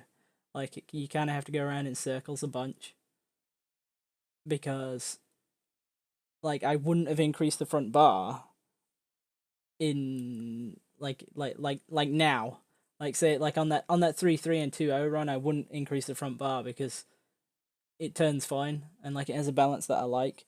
But if with the 3.8 it turns way too much but goes faster, then to get the balance I want back, the only option realistically I have, without taking the camber out and going slower, is to add some front bar.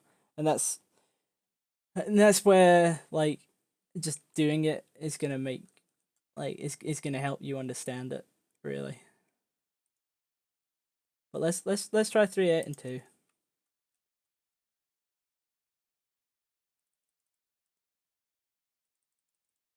The other thing is that this is also letting the car sit lower as well. Like, if you look, every time it drops down a little bit more.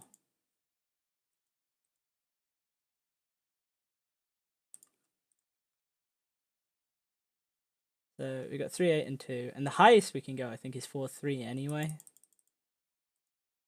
So basically, if this is faster, then the next one will be 4.3 and 2.0. And then if that's faster, but I'm pretty sure that by that point it's going to be, like, too loose, and then that'll be the point where I stick the big bar in the front.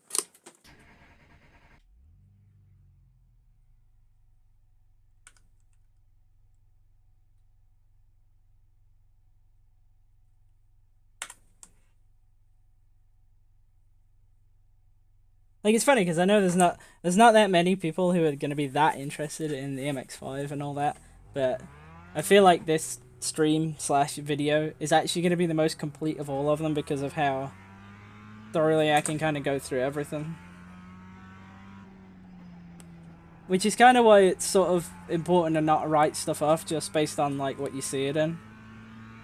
Like, just because one thing is working in one car, like, and you're like, but it's something you don't drive, doesn't mean it's not going to work in, like, another one. I mean, the opposite can definitely be true. Like, some stuff that works in certain cars just doesn't work at all in others. But that's stuff that generally has completely different chassis and stuff.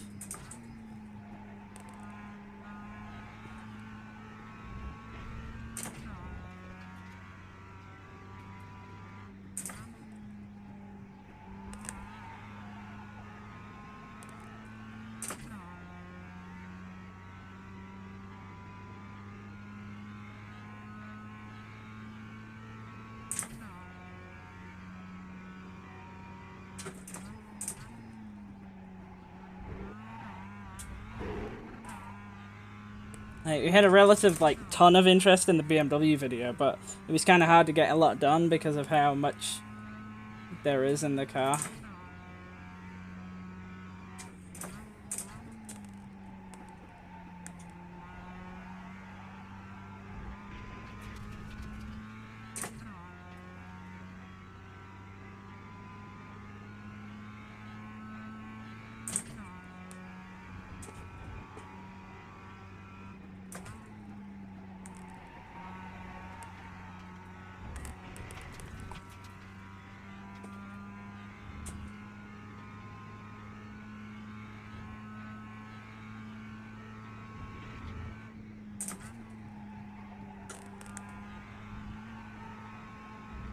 Like, you can kind of already see what I was sort of talking about happening now, where the rear of the car's trying to come around.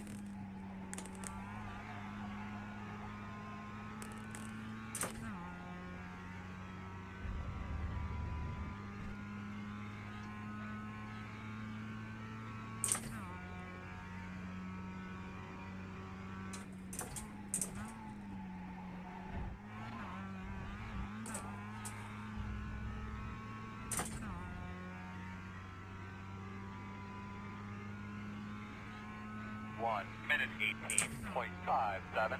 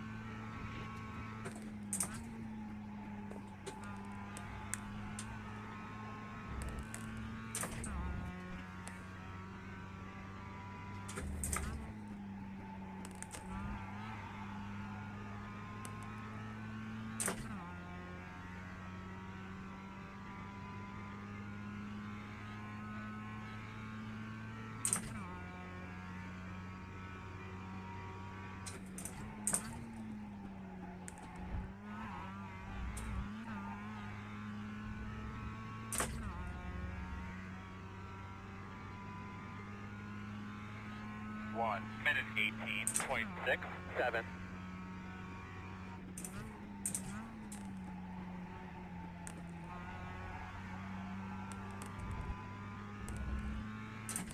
We may, however, be at the point where the gains have kind of tapered off. Which is cool, because then that kind of means, like, we're as good as it's going to be. That might be, Well, damn it. We all make mistakes. We just gotta focus to move forward now. I'll clear that and just substitute the time.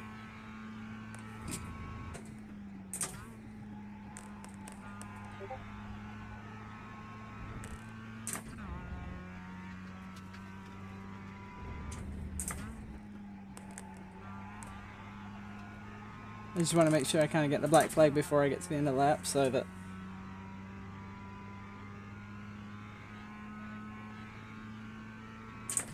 I can clear it before I get across the line. Yeah, I think you got us. Slow down a little bit, please. Alright, bud, bring it back in here right now.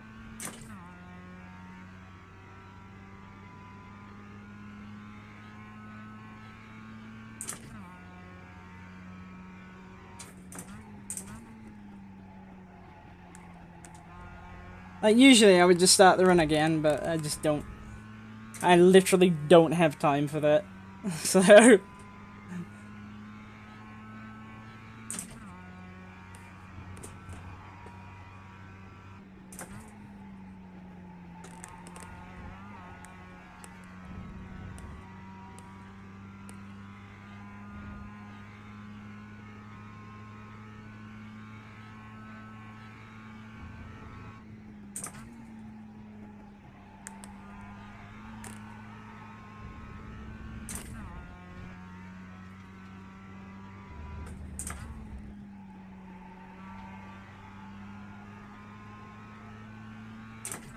Yeah, I kind of feel like we're at the point where like it's given all it can. But what I'm probably going to try is this setup with the stiff bar, rather than going all the way up on the camber.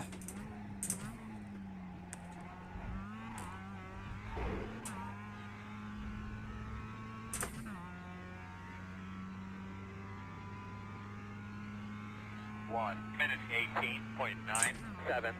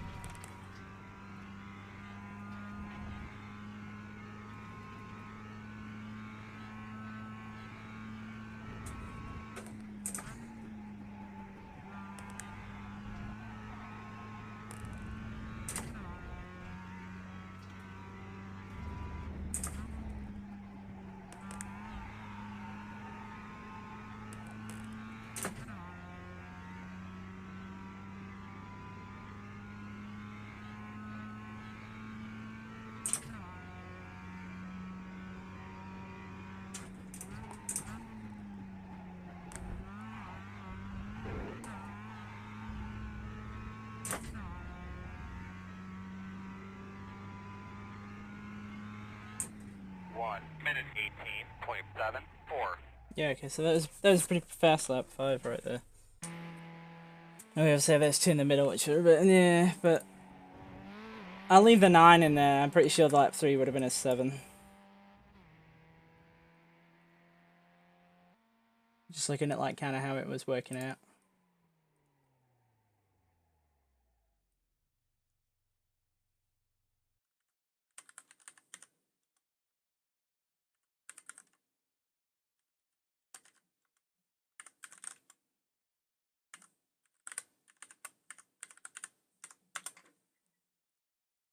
Yeah, so like it says it's slower, but just because of that one lap in there, which kind of screwed it up.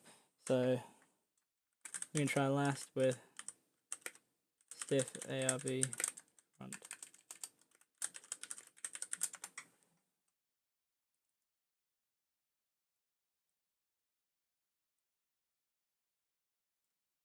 So got a load of columns left, which is cool.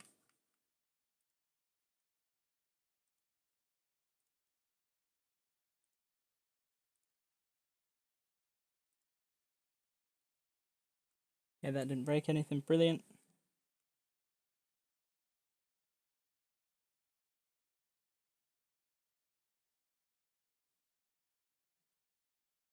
Yes, thank you, Hydrate Bot, for telling me that I should drink. Do so in a moment.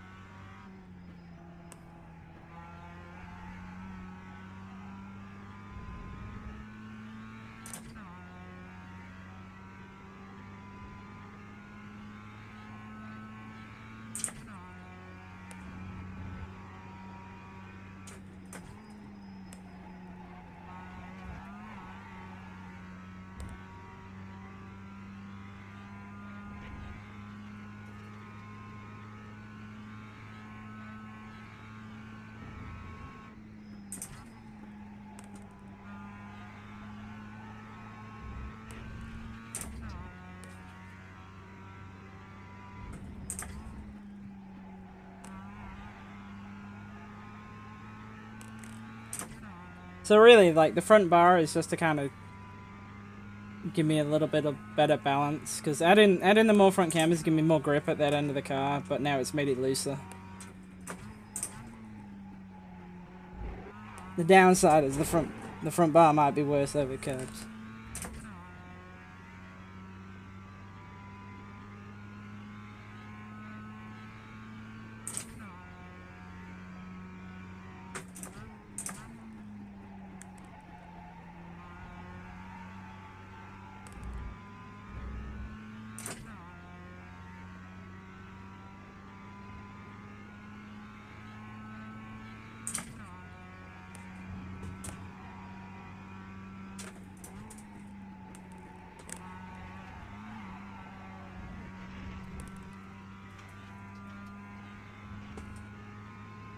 You can kind of see in the like the old hairpin, the downhill right, that the car stays much more controlled now.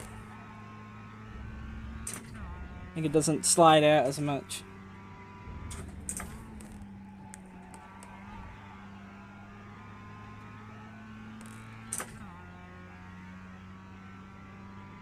I mean, some of that is going to be driving style as well. Like for me in particular, I kind of prefer stuff where the front end basically just doesn't move.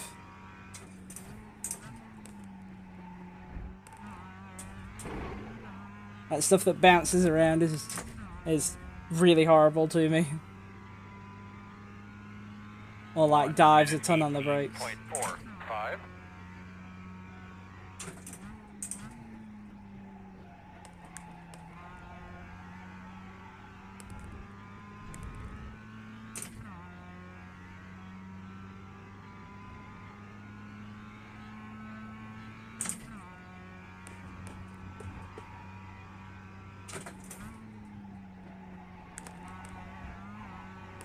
Like the rear just is not sliding as much now through there, which is great.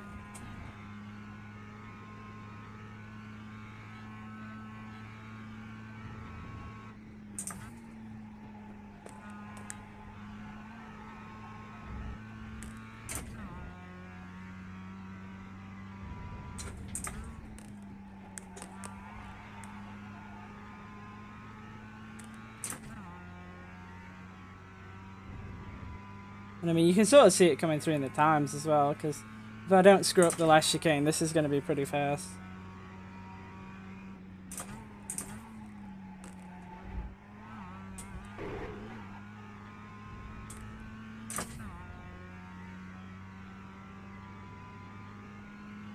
One minute 18.48.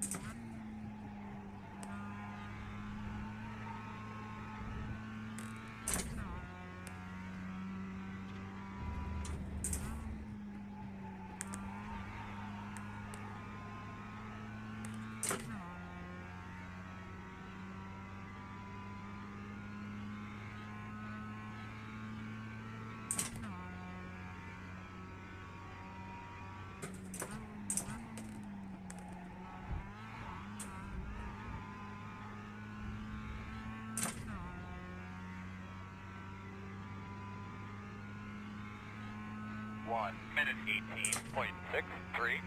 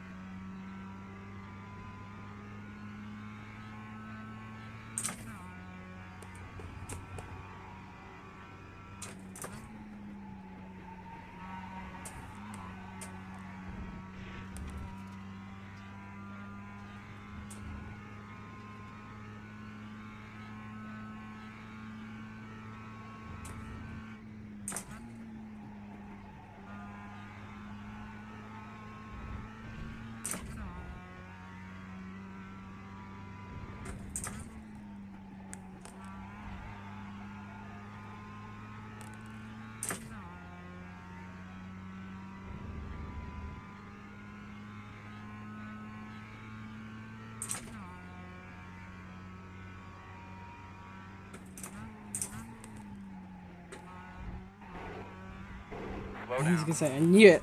I knew it. I was gonna get that as soon as I hit that.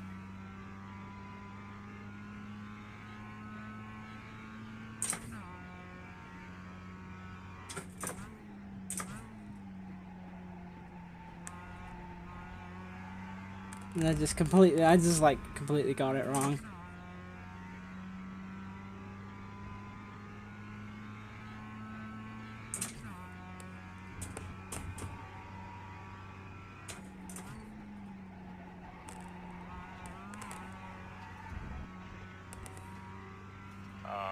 Fuck.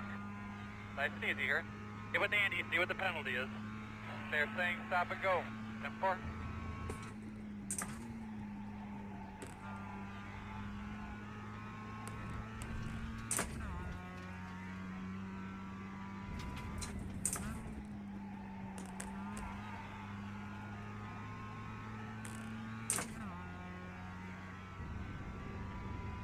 I'm just gonna write it as an 18.8. Although it might have been a 7, I don't know.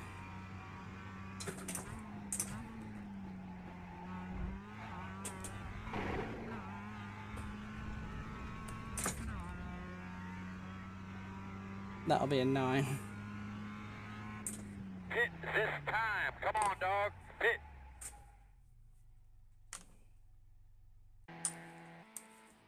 I think, anyway. I was pretty wheeling until I started screwing up.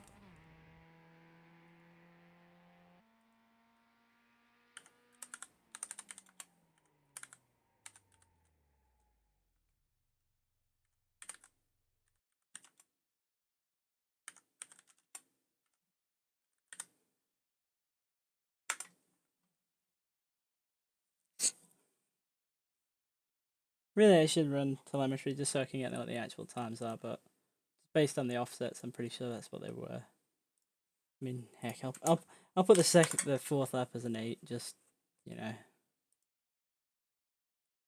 But I reckon that's got to be getting as close to like as good as it's gonna get.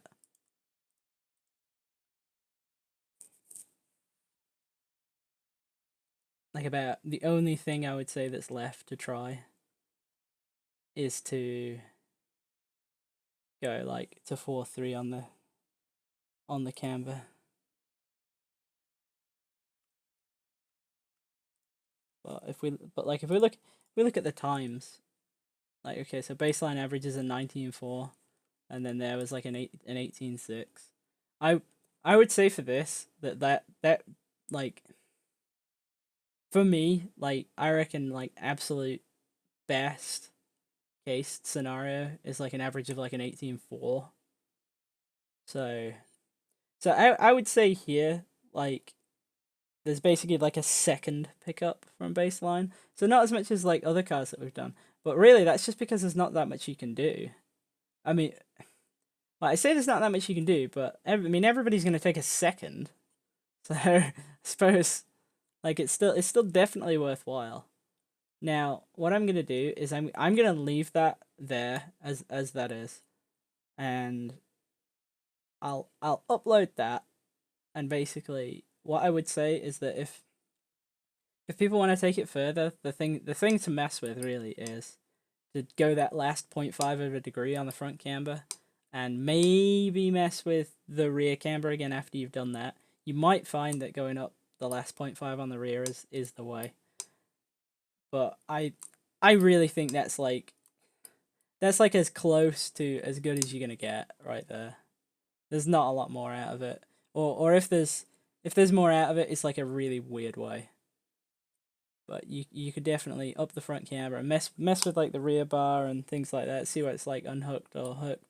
It's not gonna take a lot to do that, but really I think that setup right there you could take to basically any track, and all you would ever need to do is change fuel, and you'd be pretty set.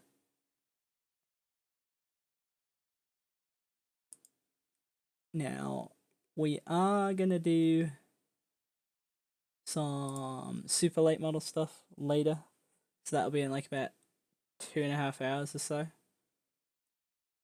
and we'll probably stream that. So you actually want to watch some actual racing, then please come back and watch that because that's always fun. And people seem to enjoy those because there's stream team speak and it's always exciting, basically. But I think I'm pretty confident that with that setup is basically we've gone through literally everything on the car, and that's that's borderline as good as it's gonna get. From that point forward, it's really gonna be marginal gains. So I hope it was useful for people and that people enjoyed it. But that's where we're gonna leave it. So thank you for watching.